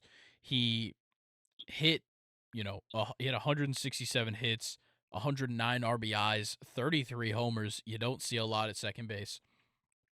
Plus a 280 batting average and an 849 OPS, the second best of his entire career, and the best OPS plus of his career at 124. This was not only his best season so far in the league, but something definitely to build on. He kept the average at one of his highest of his career while hitting the most home runs of his career and the most RBIs of his career. That is where it looks to me that Ozzy Albies was one of the best second basemen in the league, and in my eyes, the best second baseman in the National League. Well said. Yeah, I agree with everything that you just said there. And my number one, Marcus Simeon. Mister MVP, well, almost Well, MVP, yeah. Marcus Simeon. Sure. Yeah, well, a very far A third place. finalist. Yeah. A finalist. That's a better word. Finished second in hits and RBIs, first in total bases, first in WAR at 4.7, which is just ridiculous. 97th percentile with 11 outs above average. Pretty sick. Yeah. Below career averages in whiff rate and chase rate. So, yeah, he just had a career season to remember. And I mean, honestly, the fact that he was a cool finalist to have, obviously not going to win it, but I mean, it was cool to see like him get national recognition from the league for it. He was absolutely fantastic, and he was a big reason why the Rangers were so good this season. Yeah. Look, this guy loves coming third in the MVP voting. The 3 times he's been in the top 25 in MVP voting, he's coming third. That being Wow. 2019, 2021, and 2023. This, just like the rest of his seasons, really, this guy's an Iron Man. He does not miss a game, and that is huge. When you see a guy that leads you know, tied for the league lead, of course, he played 162 games. Somebody else obviously did. I think Matt Olson did. He played every single game. He had the league lead in plate appearances, league lead in at bats, the league lead in or not the league, but the American League lead in runs and hits. That's just a straight up contributor. He batted 276. He, you know, for what it's worth, struck out 110 times, one of his lowest in the last 3 years. And considering he had more plate appearances this season than he has at all in his career, that is fantastic. The guy's genuinely been one of the best second baseman slash shortstop all over the place, kind of. But at second base since he was in Toronto in 2021, and he's been one of the best, continues to be, and he's obviously number one this season considering their run in the playoffs. Dude, that's ridiculous. Like putting that into perspective, like how long a baseball season is, back to back games, traveling, maybe getting dinged up one game. That's just insane that some guys can even play it the entire season. Yeah. I mean, that's ridiculous. And especially like an infield position, he's diving. He's out there having a glove, ground balls. That's incredible. Yep. Well, that's the list. That was a pretty easy to list to go through. So when I heard you put Luis Arias at 4, I made a look at the camera, and so the people watching on YouTube will notice this. I thought you were going to put Gleyber Torres at 3. And I was concerned. Why? I don't know. Why would I do that? I don't know. Is it why would I do any of that? Yeah, there's no telling, man. Shout out Gleyber Torres. I thought you were I've had a going lot of to. shout outs this episode. I was going to have to lose my mind if you did. Luckily you didn't. Oh man. And we preserved our friendship one more episode. Well, just wait until I bring up what else I got to say. All right. Well, that's kind of the end of the MLB segment. Anything else you want to talk about in the MLB before we move on? Are we doing third baseman or shortstops next? It's up to you. I don't care. All right, we'll do shortstops. Okay. Let's do shortstops next. Shortstops it is. That's all right. Tune in next week. We're not going to do it on Monday's episode. Just keep things linear. So it'll be on next Friday for shortstops. But for now, let's talk about what's going on this weekend. A little bit of Premier League soccer. It's been going on throughout the week, but there's actually a few more good games, mainly 2, this weekend that are pretty big. And let's start off with Aston Villa versus Arsenal. Aston Villa is soaring up the table. They just beat Manchester City to move Man City into 4th place. Man City, in their last 4, have gone draw, draw, draw, loss. Wow. I love it. And I will say, it's against fellow top half of the table teams.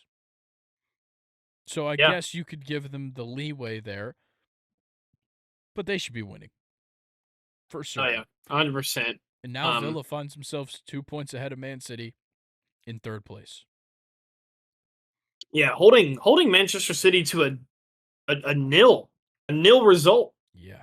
2 shots. Why did I just get so blue? It's from your computer screen. Did my camera get bluer? No, it's from your computer screen. Oh, yeah. But that's interesting. Yeah, Aston Villa, 22 shots. Man City, 2 shots in that match. Ridiculous. It's the most a Pep Guardiola team in his managerial career has been outshot in a match. I mean, just kind of looking at the lineup that Manchester City fielded, I get, you had Rodri suspended, Kevin De Bruyne's still out, you had Grealish suspended. What the fuck are like? I get it, you're a genius and all, and look at me. I don't know as much as Pep Guardiola knows, but Akanji and John Stones as your holding midfielders with 5 other no wonder you're only going to get 2 fucking shots. I don't care how good Holland is. Why are you not playing to your own strengths? Yeah. If you're Manchester City in this game, at least throw out Kovacic. Give yourself a chance to have some sort of like attacking offense here. And, if you line up sorry lineups like this, especially against teams like Aston Villa, this season especially, they're going to take advantage of you. Yeah. And you're going to lose 1-0.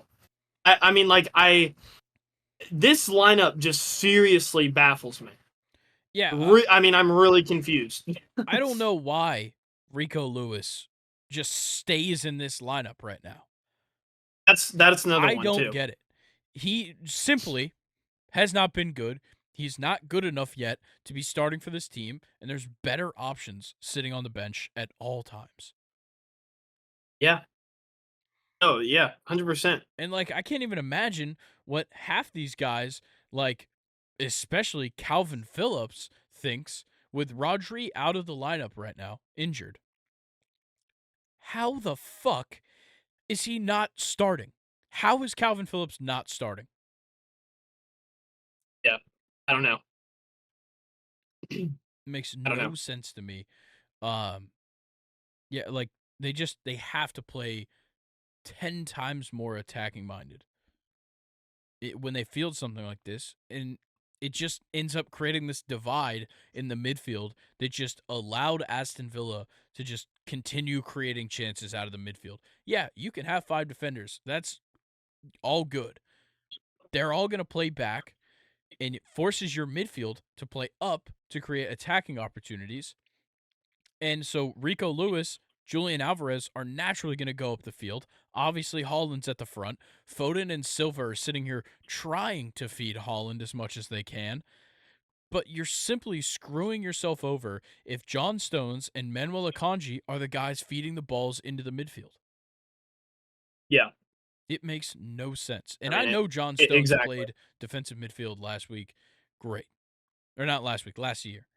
He played it great. And I know we're kind of going in depth on Man City and we don't need to. But John Stones is fine. Manuel Akanji simply shouldn't be playing center defensive mid. And I understand what the tactic is.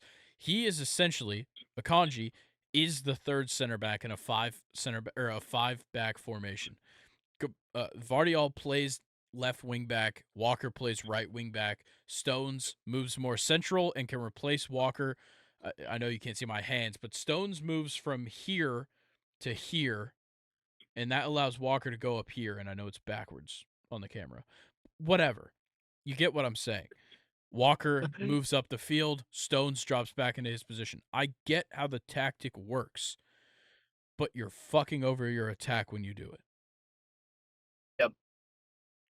Because look, Julian Alvarez, first of all, is not naturally an attacking midfielder. He's a striker. I think we all know that. He can't just stand backwards, wait for a pass, turn around and look for another pass upfield. That's just not what he's good at. And Rico Lewis is simply too young and inexperienced to be able to win games against a team like Aston Villa, who simply just covers the field in physical players and just runs down your throat. Yeah, exactly. Exactly. But, contrary to what most people think, there is another team to this. We are, Arsenal as well. That was pretty in depth in Manchester City. But they deserve it. I mean, that's a fucking stupid lineup. I mean, it's very, very dumb. Yeah, and on the Arsenal side, they're coming off of an interesting game too against Luton Town. They almost got them 3-4. And it was I against think Luton Town. an injury time winner to win that game. Yeah, an injury time winner by Declan Rice in the 90th +7. Yeah, shout out Declan Rice. Yeah, I mean, look, I gotta, as embarrassing as it is for Arsenal to give up 3 to Luton Town, you gotta give them props that, this is what Arsenal's offense can look like at its peak. Is they are this good and they can win games in clutch situations. 100%. This is their best Oh, lineup yeah. right now. Maybe Oh, yeah. Kiwor not in the back line. Probably rather have Zinchenko at left back. That's kind of just, up to whatever. But when you're looking at the center back pairing, you're looking at the midfield and the attacking, this is how they want to line up, and that's how you score 4 goals. On the other end, David Raya is fucking abysmal right now. They need to put Ramsdale back in this lineup. I know there's been all this talk and whatever. Aaron Ramsdale at least needs to be given his fair chance. Yeah, no, you're exactly right. And I'm just going to chalk this one up to, on top of Arsenal's, shaky result against Luton Town, Mikel Arteta is out for this game coming up. He won't be on the touchline because he is suspended. And I just think it's the perfect storm for Aston Villa to catch yet another, top team off guard again. I'm actually going to go 2-0 Villa. Okay. 2-1. 2-1. Yeah, 2-1. 2-1. I was I'll about pump to the say brakes. it's a stretch to say that Arsenal won't score a goal. It just seems like they can't be stopped from scoring goals right now. I definitely think the defense was questionable. If Raya is going to be the keeper next, in this match, Aston Villa is going to score for sure. Man, it's tough. I think I'm still going to stick with Arsenal. Actually, no. 2-2 draw. 2-2 draw. Yep, 2-2 draw. I feel like we don't predict draws enough at the top of the table. So I'm going with a draw. And let's talk about your team a little bit. I kind of just put this game in here so that I could hear you rant about Chelsea. Um, so here's the floor: Everton versus Chelsea. I could rant Um, about Everton if you'd like, because they just beat us 3-0 minutes before we started this podcast, and I'm fuming about it still. yeah, it's it just back to the inconsistencies, man. You have Enzo Fernandez, who has a magical performance against Brighton, comes into Manchester and just shits the bed. That I mean, it's been the whole season. Mark Cucurella is playing right back against United. Levi Colwill's the left back, and Nicholas Jackson's still the striker. Oh wait, hat trick against Tottenham. Fuck Nicholas Jackson. Fuck Nicholas Jackson. I'm done. I'm done. Raheem Sterling should not be the best player on our team. Correct. And that's just kind of how it's been. And I hate to say it, you're starting to see age with Thiago Silva just a little bit. He's still a starting center back, and he needs to be, but I'm kind of noticing it. Um,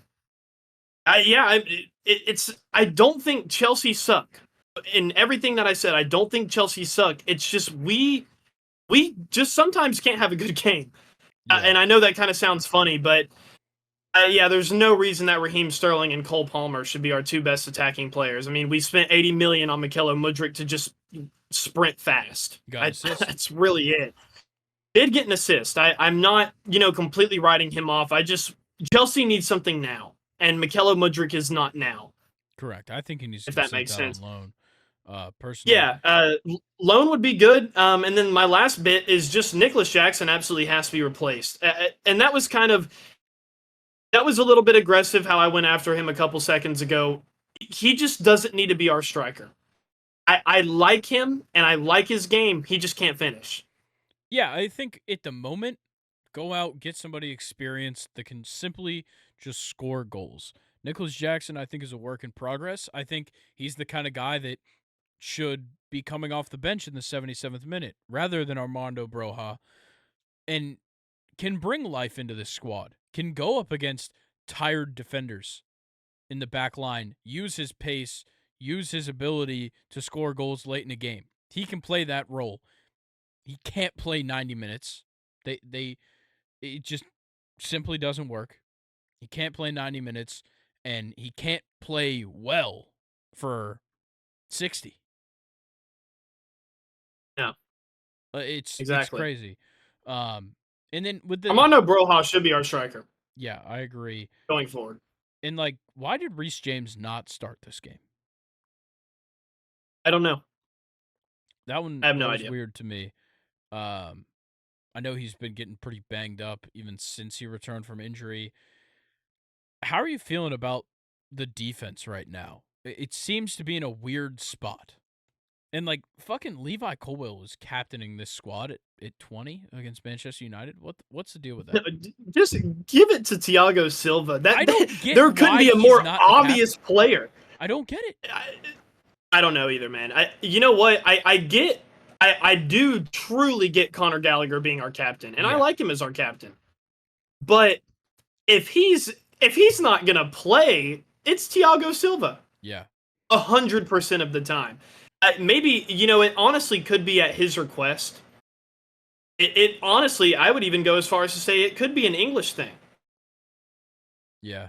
Like he may not have like the best English still. That could be another reason as well. But there's no.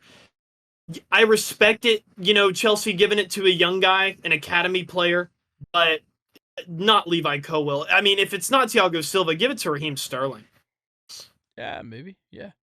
I think to me the guys that are the most deserving, obviously neither of them played in this match, or I guess Reece James ended up coming in, but I think it's Reece James should be the captain, Yes, or Conor Gallagher.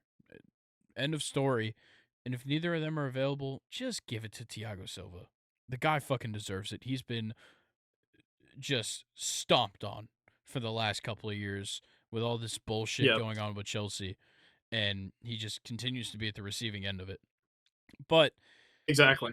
Everton, actually looks kind of good after this points deduction. Obviously, they got stunned by Garnacho's goal a couple of weeks ago. That killed them right off the bat.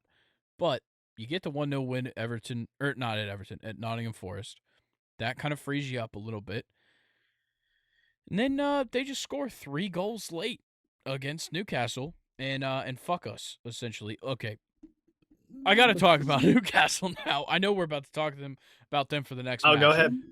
Kieran Trippier played so fucking inconsistent in this second half. It was ridiculous. He has literally been one of my favorite players for this team since I started watching. But in this game, he simply could not figure out the positioning. And I think that also goes to Eddie Howe in this game and how he managed this game. Off the fucking bat, literally, I think not even 20 minutes into the match, he flips Anthony Gordon and Miguel Almiron. They switch sides of the field. Why? Couldn't fucking tell you. Literally, all that happened right before that was that Miguel Almiron got a ball on his right in the box, and he should have touched it to his outside to finish on the right. Ends up bad touch, kind of kicks it with his left foot, just kind of rolls over it right into the hands of Jordan Pickford. They don't get a goal. And then immediately they're switched on the next stoppage of play. Yeah. I don't understand why they did it, but it didn't help Anthony Gordon, who every single time he got the ball got booed because obviously Everton youth product and all that. He just wasn't going to play good in this match. I knew Anthony Gordon was not going to have a match in this, or like a good match here. But I don't understand why they flipped him. And I really just don't. I just cannot stand Jamal Lascelles in the back line. I know Sven Botman's out. I know Lascelles is our next best option. I can't stand him. It sucks that Nick Pope went down because Dubravka just simply is not as good. Nick Pope has been stellar all year. And the fact that we let the first goal that they scored in the 79th, the fact that one happened sucks. First of all, I was, at a certain point, I was just cool with a 0-0 draw. They score that goal, and we still have no life. And then Kieran Trippier is getting marked one-on-one. He has Lascelles to his left to pass to. Instead, tries to pass it to Lewis Miley in the midfield. It gets stopped by the Everton player, immediately crossed into the box. They score a goal. We go down 2-0 for fucking no reason. And I will say for Everton, they played so well. They kept the ball on our half the entire game, which was phenomenal on their end. They were firing off shots for this entire game. It was honestly impressive. They had 21 shots, 6 shots on target. Obviously, Dominic Calvert-Lewin could have finished a volley, but he's not the best at the moment. Just came back from injury as well. But yeah, I'm so disappointed in how Newcastle played this week. I think part of it goes to Eddie Howe, part of it just goes to the individual players on the field. But like Bruno Guimaraes was getting beat up all game. It seemed like all game standing backwards to receive the pass and immediately passing back into the back line. Couldn't get anything going through him. Joelinton was putting his fucking life on the line. I'll give him that. That man was going out there catching everything from every defender on Everton and just drawing fouls, which go to him. And Lewis Miley looks competent on the field for a 17-year-old. I'm happy with how he's playing. I'll say that. He plays well for his age. Yeah, I'd certainly love for Sandro Tonali to be in this lineup. He's not. And I think what's hurting Bruno Guimaraes is how attacking Miley and Joelinton like to play. Because they like to get up and almost overlap the wingers. And it leaves Guimaraes to receive these passes from the back line and have to make a really deep pass either far wide to a player or way too far up the field to where it doesn't make sense. And that's hurting them as well. But back to the match, Everton, Chelsea. I want to say Chelsea could win. I think Everton just has this pressure off their shoulders. after the 10-point deduction, getting 2 wins now out of the way, like they genuinely look good. Yeah. I didn't even realize that they had both Seamus Coleman and Ashley Young still in their lineup too. Well, Those are Seamus two Coleman like Premier League just legends. returned to the lineup. He's been out for months. This is, I think, his first appearance of the season. Oh And he's wow. like 35. Ashley Young should not even have been in this lineup, but somebody I believe went down. Onana. I think they have a midfielder named Onana. Yeah, Amadou Onana and Andre Gomez both out of that one, and Dele Ali. So missing 3 players in the midfield. Uh, left them with Ashley Young at shit 38, I think. Yeah, he's Yeah, getting up there. 38 years old. Shout out And Ashley Young. it depends on where you're looking, what the formation looks like for them. They didn't quite line up like this that I'm seeing, at least. But whatever. I'm seeing a 4-4-1. 4-4-1-1. Okay, yeah, that is how they line up because the one that I'm seeing is a 4-2-3-1, and that's simply not accurate to how they work. Yeah. Also, Idrissa Gay is so fucking dirty. That man tackles hard as fuck, and he got away with 4 or like 3 in a row before he got a yellow in this game. Yeah, he's a tough center mid. He actually, I think, just came from PSG recently. Yeah, yeah. Yeah. He's good though. He just misses the ball a lot. Yeah, score prediction for this match. I realistically 1-1 tie.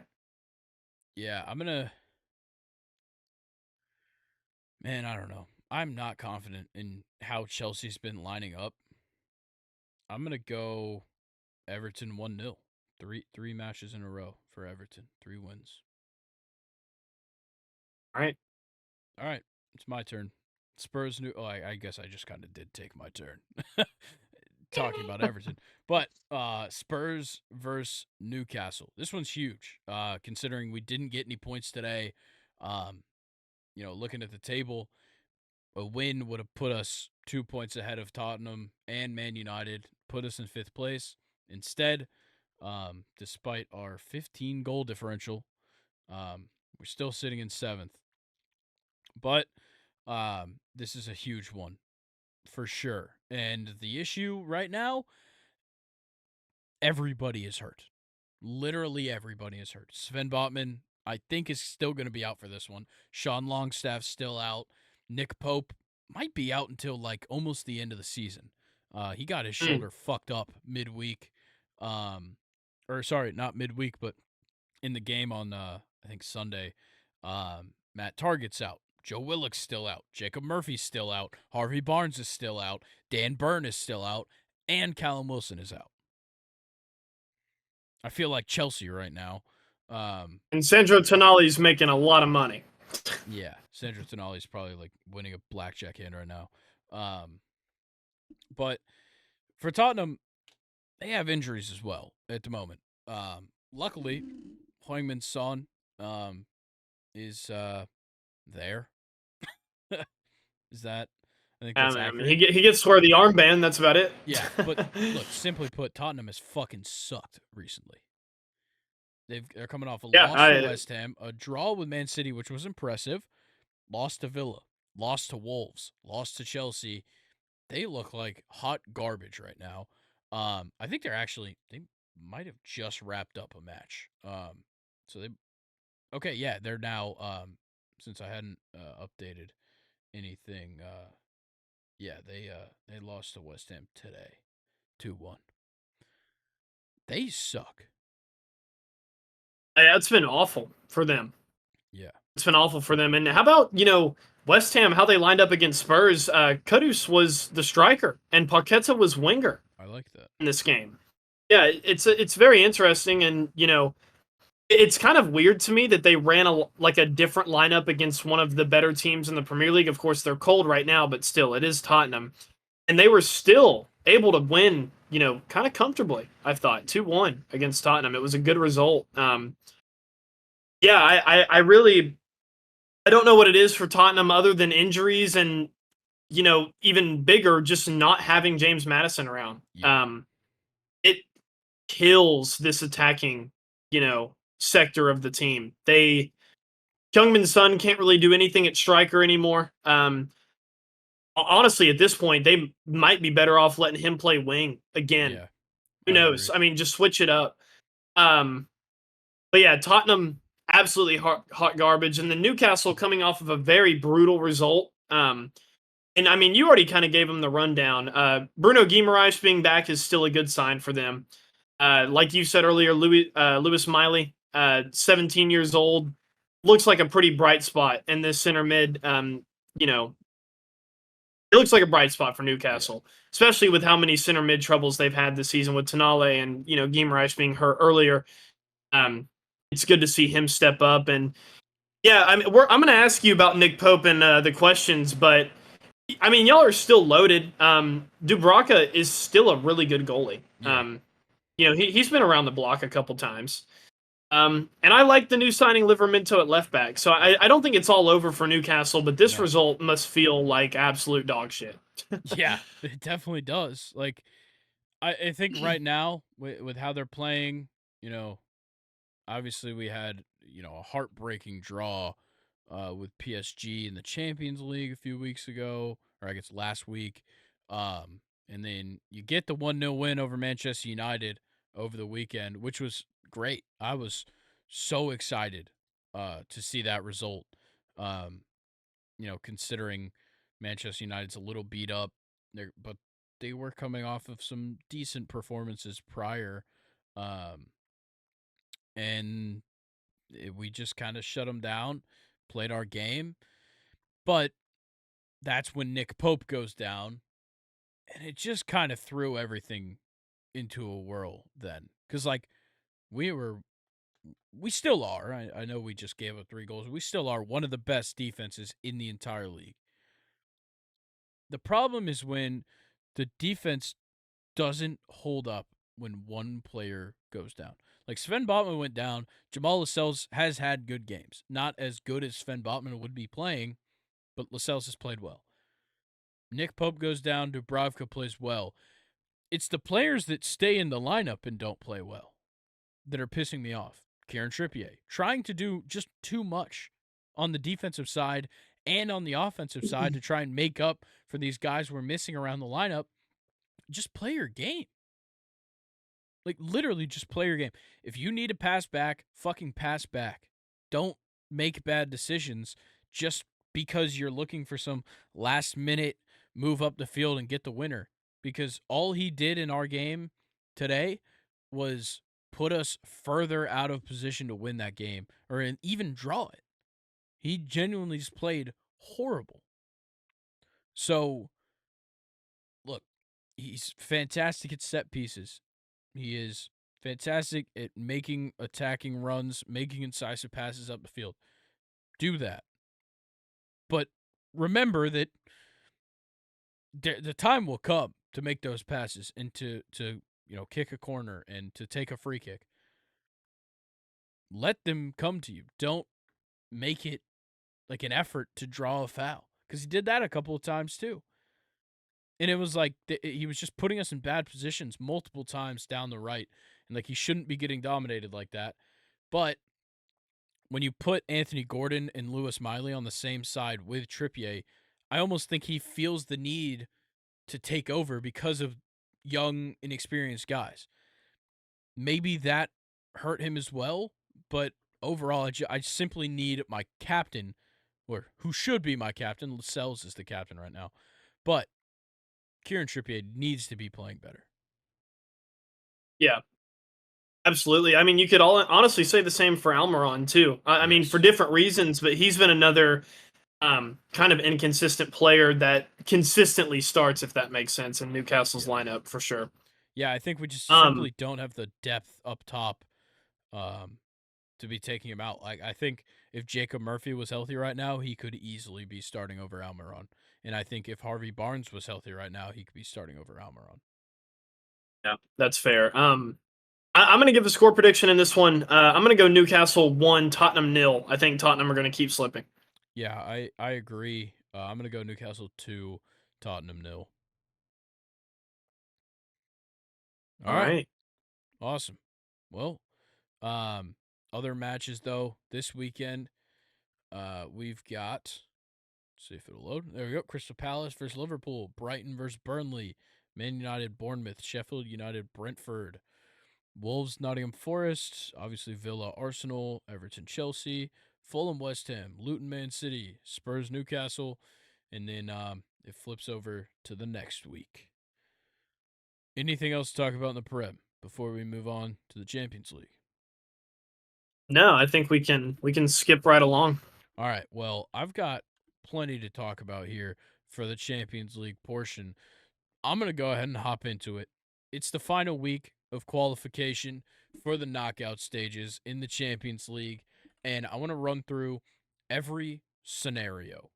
So there's 4 spots still up for grabs in the knockout stages. You have Group A second place, Group C second place, Group F second place, Group H second place. There are some teams that could drop out of first into second, whatever. Those are the spots that are genuinely open, and I've got a bunch of the scenarios. Some of them might be wrong because all I did was look at the groups and decide them myself. Um, so I'm pretty sure I did them right, based on like goal differentials and all that, because I know they don't do like away goals and stuff anymore, for Mhm. deciding factors. So, um, I looked into the goal differentials and stuff. I think I've got it all right. So for Group A's scenarios, both matches that are being played are in play. Man United versus Bayern and Copenhagen versus Galatasaray are important. So, no matter what, Bayern has first place. They've got 13 points. Copenhagen, Galatasaray sit at 5, Man United at 4. But a Manchester United win and a Copenhagen and Galatasaray draw will leave Man United in second place. Um, as long as Man United wins by, I believe, 1. Um, it might be 2. I don't know what they do if they have the same goal differential. That's my problem. Okay, well, actually, no matter what, they would go up because they would lead in points. But a Manchester Yeah. United draw, Copenhagen Galatasaray draw, Copenhagen will advance on goal differential as the second place team.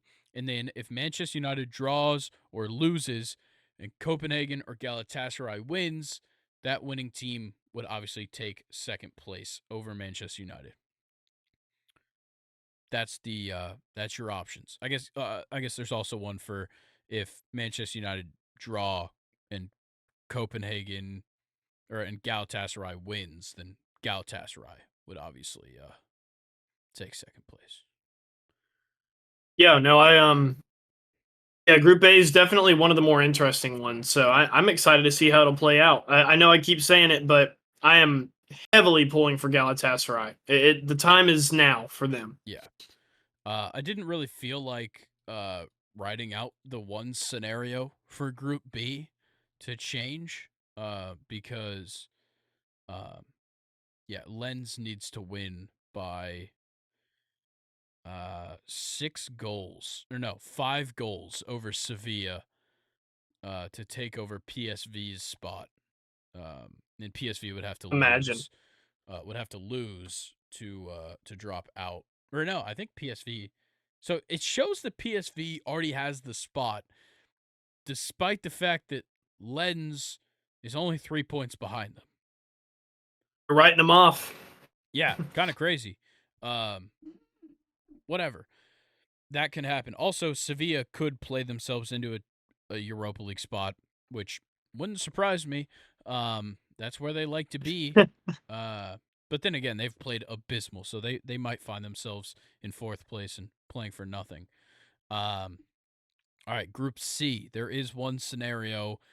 Napoli versus Braga is the important match because Union Berlin and Real Madrid simply don't matter. Um, Napoli win or draw, Napoli gets second place. If Braga wins by 3 or more, Braga will take second place. Yeah, I'm pulling for Braga, man. All the underdogs. I want all You the underdogs. tell me you don't want to see Kavishka, Kvaratskhelia, and Victor Osimhen in the knockout stages again? Bless you. Thank you. You sneezed. Sorry, man. I've been playing a lot of FIFA. I just like name dropping players now. Yeah, I remember last year. I still don't know how to say the name, but I remember you didn't know how to say it either. So I like your growth Yeah, I more than used me. him in my team for a little bit on Ultimate Team. So I got used to them saying it. Yeah, nice. All right, Group D. There's one scenario. Um, and what's funny is that Real Sociedad and Inter have already clinched the spots, but it's up to who gets first and second. So this one, straight up, winner takes first place. And if it draws, it'll go to Real Sociedad on goal differential. All right. So that's how that one sits. And then Group E, one game in play: Atletico Madrid versus Lazio.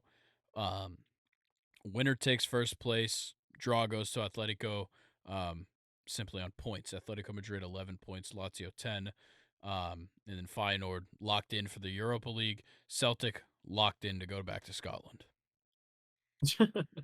Oh, negative 11 goal Nice. differential. Wow. That's bad. All right, Group F. I got a little bit, so just buckle up. All right, both games in play: Dortmund versus PSG and Newcastle versus AC Milan. So first off, if Dortmund wins, Newcastle or Milan win, Dortmund takes first, Newcastle or Milan would take second. If Dortmund and PSG draw, Newcastle has to win by 2 for Dortmund to be first, Newcastle to be second, and PSG to drop to third. If PSG wins by 2 and PSG is first, Dortmund would be second. PSG wins by 1, Dortmund's first, PSG is second. There's also one way that Milan could pass PSG if PSG draws.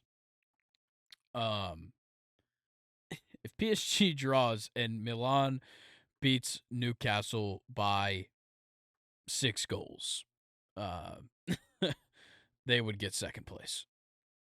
Doable. I don't think so, personally. Especially, I think it's at St. James Park, if I'm recalling correctly. Because I Yeah, because believe, you already had the welcome yeah, home party yeah, yeah. for tonight. Well, not going to be able to, nobody's going to be watching them in this one.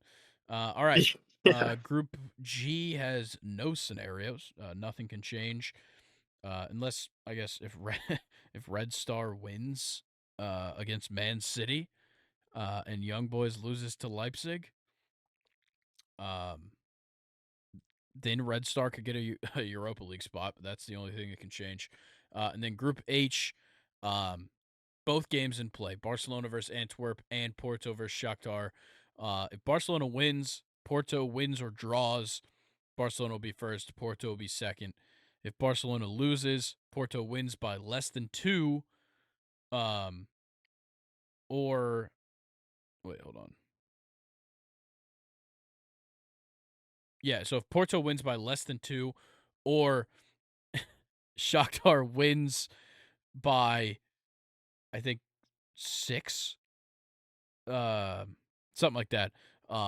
Barcelona would be first, whichever one would be second, and then if Barcelona loses, Porto wins by more than 2, Porto would be first, and Barcelona would be second. That's all your scenarios. Thank you. Yeah. No, I thank you for breaking it down. Of course. I would Once again, that must have been all kind of of those hard. could be wrong. But yeah, it took me about 30 minutes to write all that. Yeah. Yeah, I can imagine.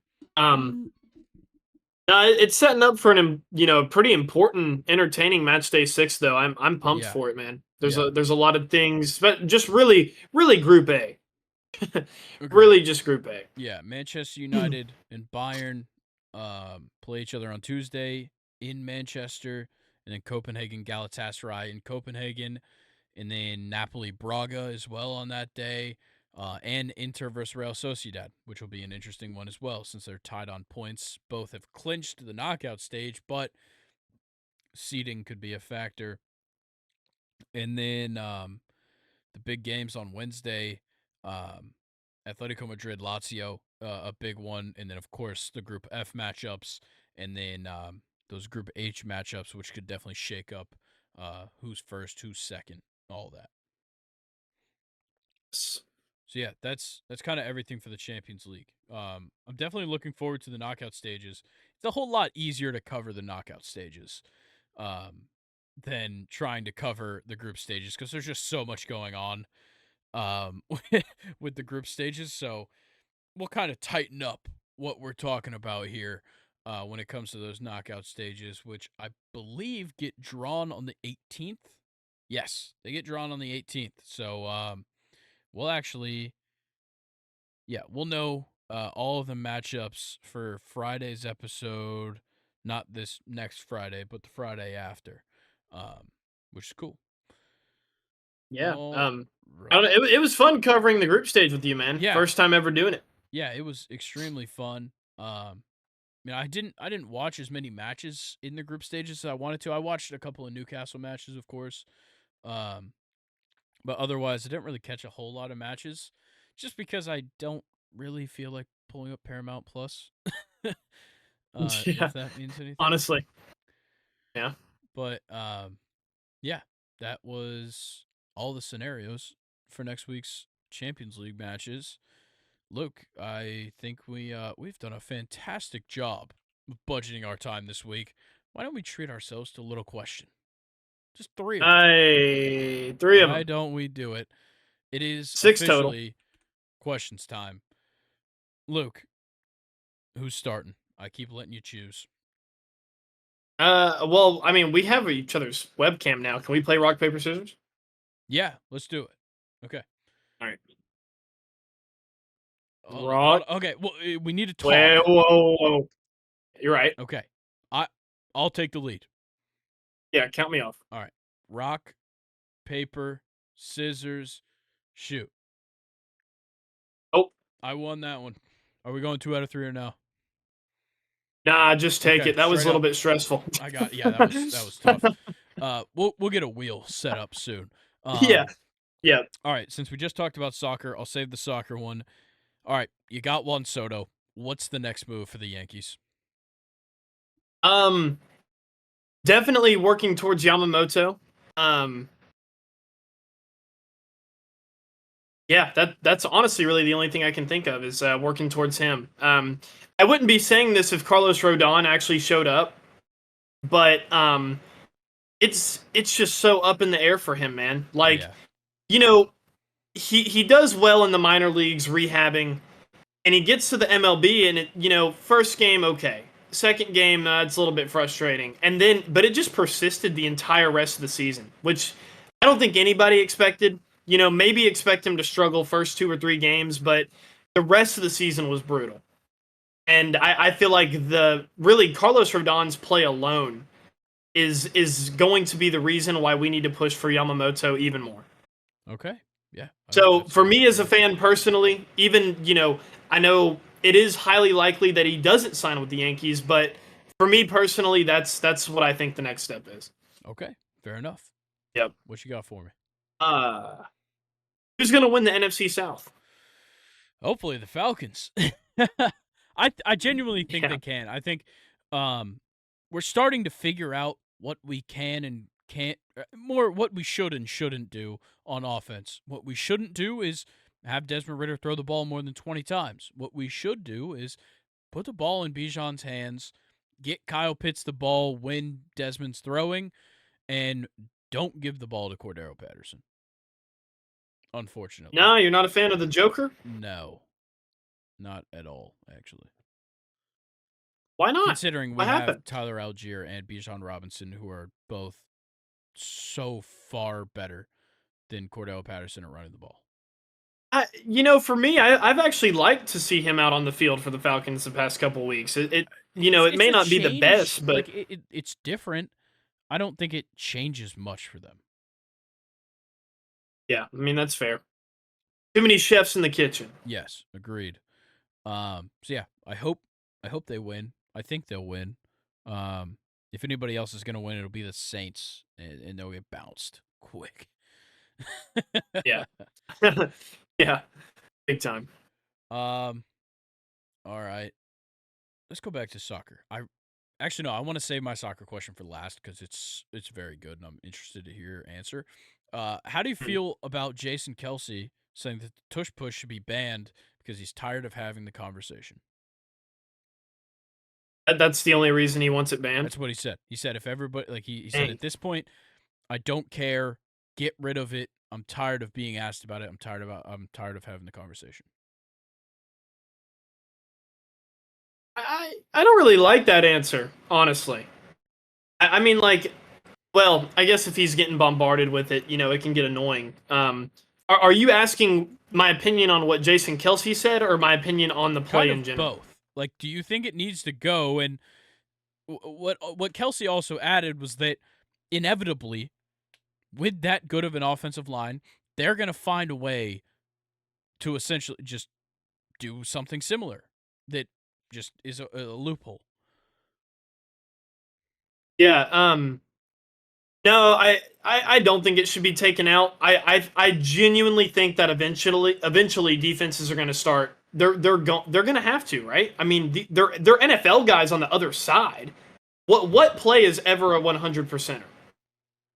It's not. And I mean, but it's crazy because you have guys like I saw Marlon Humphrey in a podcast talk about the tush push. Obviously, Ravens cornerback for those who don't know, and that's a good defense. And even he was saying like, do it every play. Like, why not? Because it's not even just like a short yard situation play anymore. They can get like 3 to 4 sometimes. If you do that 3 times, it's a first down. Worst Yeah. case scenario, it's like 4th and 2, and you still can do it. Yeah. The problem is that when you do it every single time, teams are going to understand, okay, let's say they do it on this first down. Why'd they do it on this first down? That's something. But when it comes down to it's 4th and 1, it's 3rd and 1, it's 3rd and goal, 4th and goal, it's pretty fucking obvious why they're doing it. Yeah. So don't. Yeah. I think the best thing the Eagles can do is not leave it up for interpretation. Yeah. Exactly. But I'm right there with you. I don't have a I don't know. problem Jason with it though, Kelsey. personally. No, I don't either. Yeah. I don't at all. Um, it's a cool play, and it's cool to see. I like it when teams play to their strength Yeah. and it pays off, Yeah. and that's exactly what they're doing. But Jason Kelsey, lighten up, man. Come on. I don't care. I We want think to when it know. comes to Kelsey, it's like, look, he's getting so much fucking attention over this past year. The Yep. podcast, and his brother is now dating Taylor Swift. He's on one of the best teams in football. He's, His wife's gotten really popular recently yeah, too. his wife, yeah, has gotten His pretty wife a lot. popular. Obviously, he had the documentary, which aided to what you just said. Um, Yep. everything's kind of coming up his way, but that brings a shitload of attention. It brings a shitload of questioning, and he's always been a star in Philly, but in NFL fan circles, people know him. Now he's a household name in all over the place. That comes along a huge audience that I'm sure there's some fucking New Heights fans from Buffalo that hate the tush push, and they're gonna fucking question him every single day about it, and it's probably gonna get on his nerves. And he's probably most tired of the media because now everything he does is there for the media. Yep. So I think that kind of And aids to why he's he's tired of it.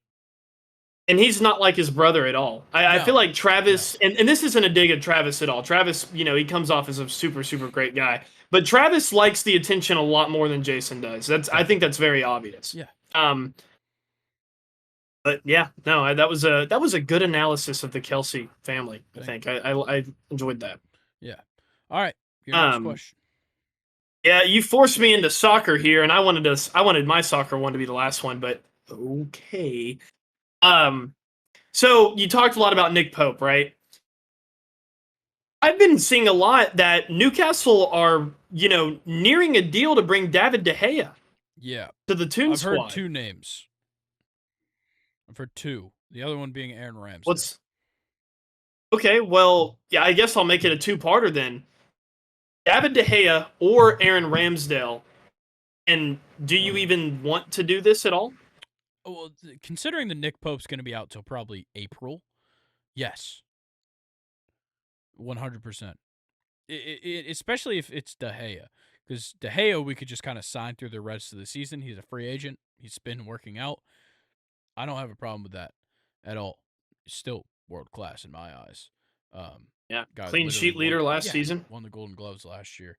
Um, when it comes down to it, no matter what, we need depth at the position. If Pope's going to be out, we need to just filter somebody back in. De Gea could come in immediately and start. Same goes for Ramsdale. With Ramsdale, though, he's a young guy. He's probably looking to have a future there. I don't think we can Yeah, supply that to him considering Nick Pope's status with that team. that's fair. So David De Gea, come to St. James Yeah, no, Park. I just want to see David De Gea play again. Me too. I mean, that's really it. Yeah. And jealous it'd be for your team too. That'd be so sick. I think like he would come in and have like an immediate impact. Like it would be one of those where, Manchester United would be sitting there watching his highlights and not Onana's because there aren't any. Low So, lights, for um, sure. well, definitely a lot of low lights. Yeah. All right. I think you're really going to enjoy this soccer question. So I All was right. inspired by at halftime of the Newcastle match today. They showed something about Joe Cole. And I was like, all right, cool. And he started talking about the 2006 Premier League winning Chelsea team.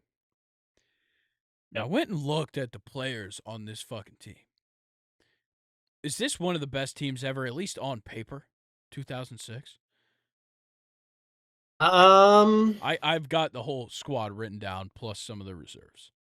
If you'd like Yeah, me to go help me through. out. I don't Okay. remember a lot of them. So Jose Mourinho, manager. Okay. Yep. Petr Cech in goal. William Gallas at right back. Ricardo Carvalho and John Terry at center back. John Terry, 26 years old, captain of the team. You had Alcir Del Horno at left back. Center defensive mid, you had Claude Makalele. Center mid pairing was Michael Essien and Frank Lampard.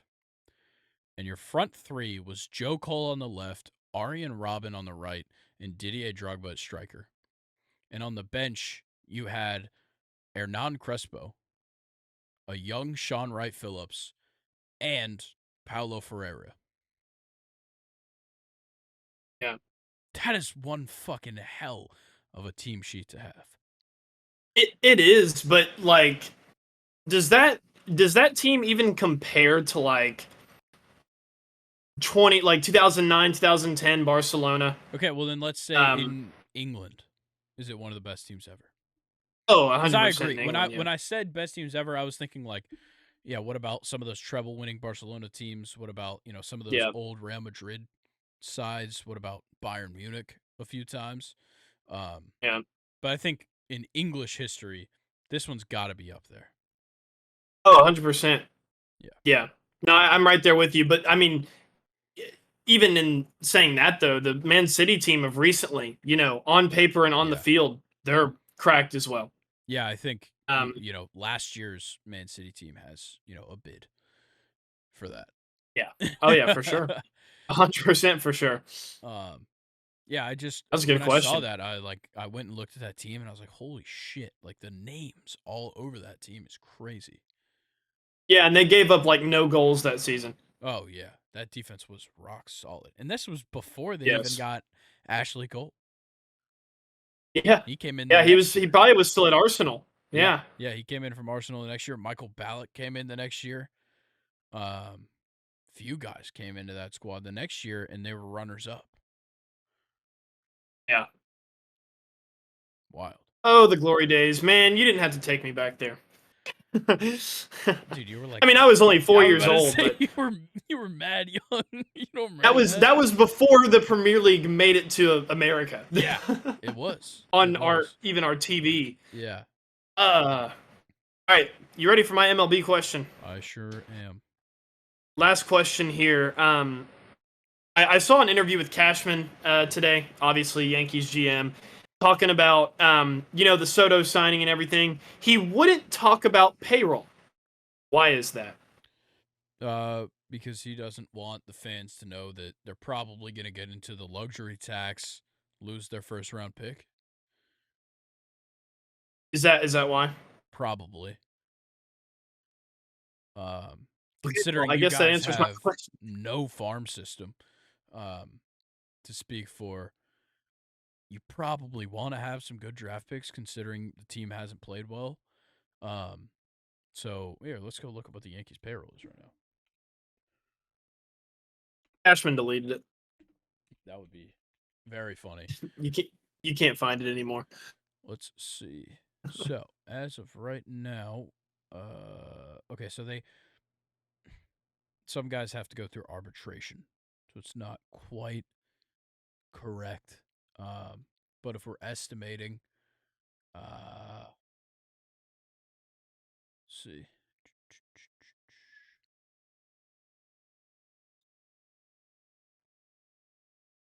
Yeah, it's looking pretty high. And you guys are still paying Aaron Hicks and Josh Donaldson.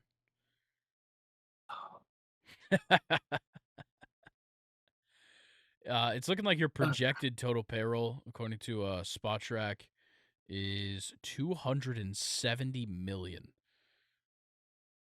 Weren't the Mets were over that last year, weren't they? I believe so.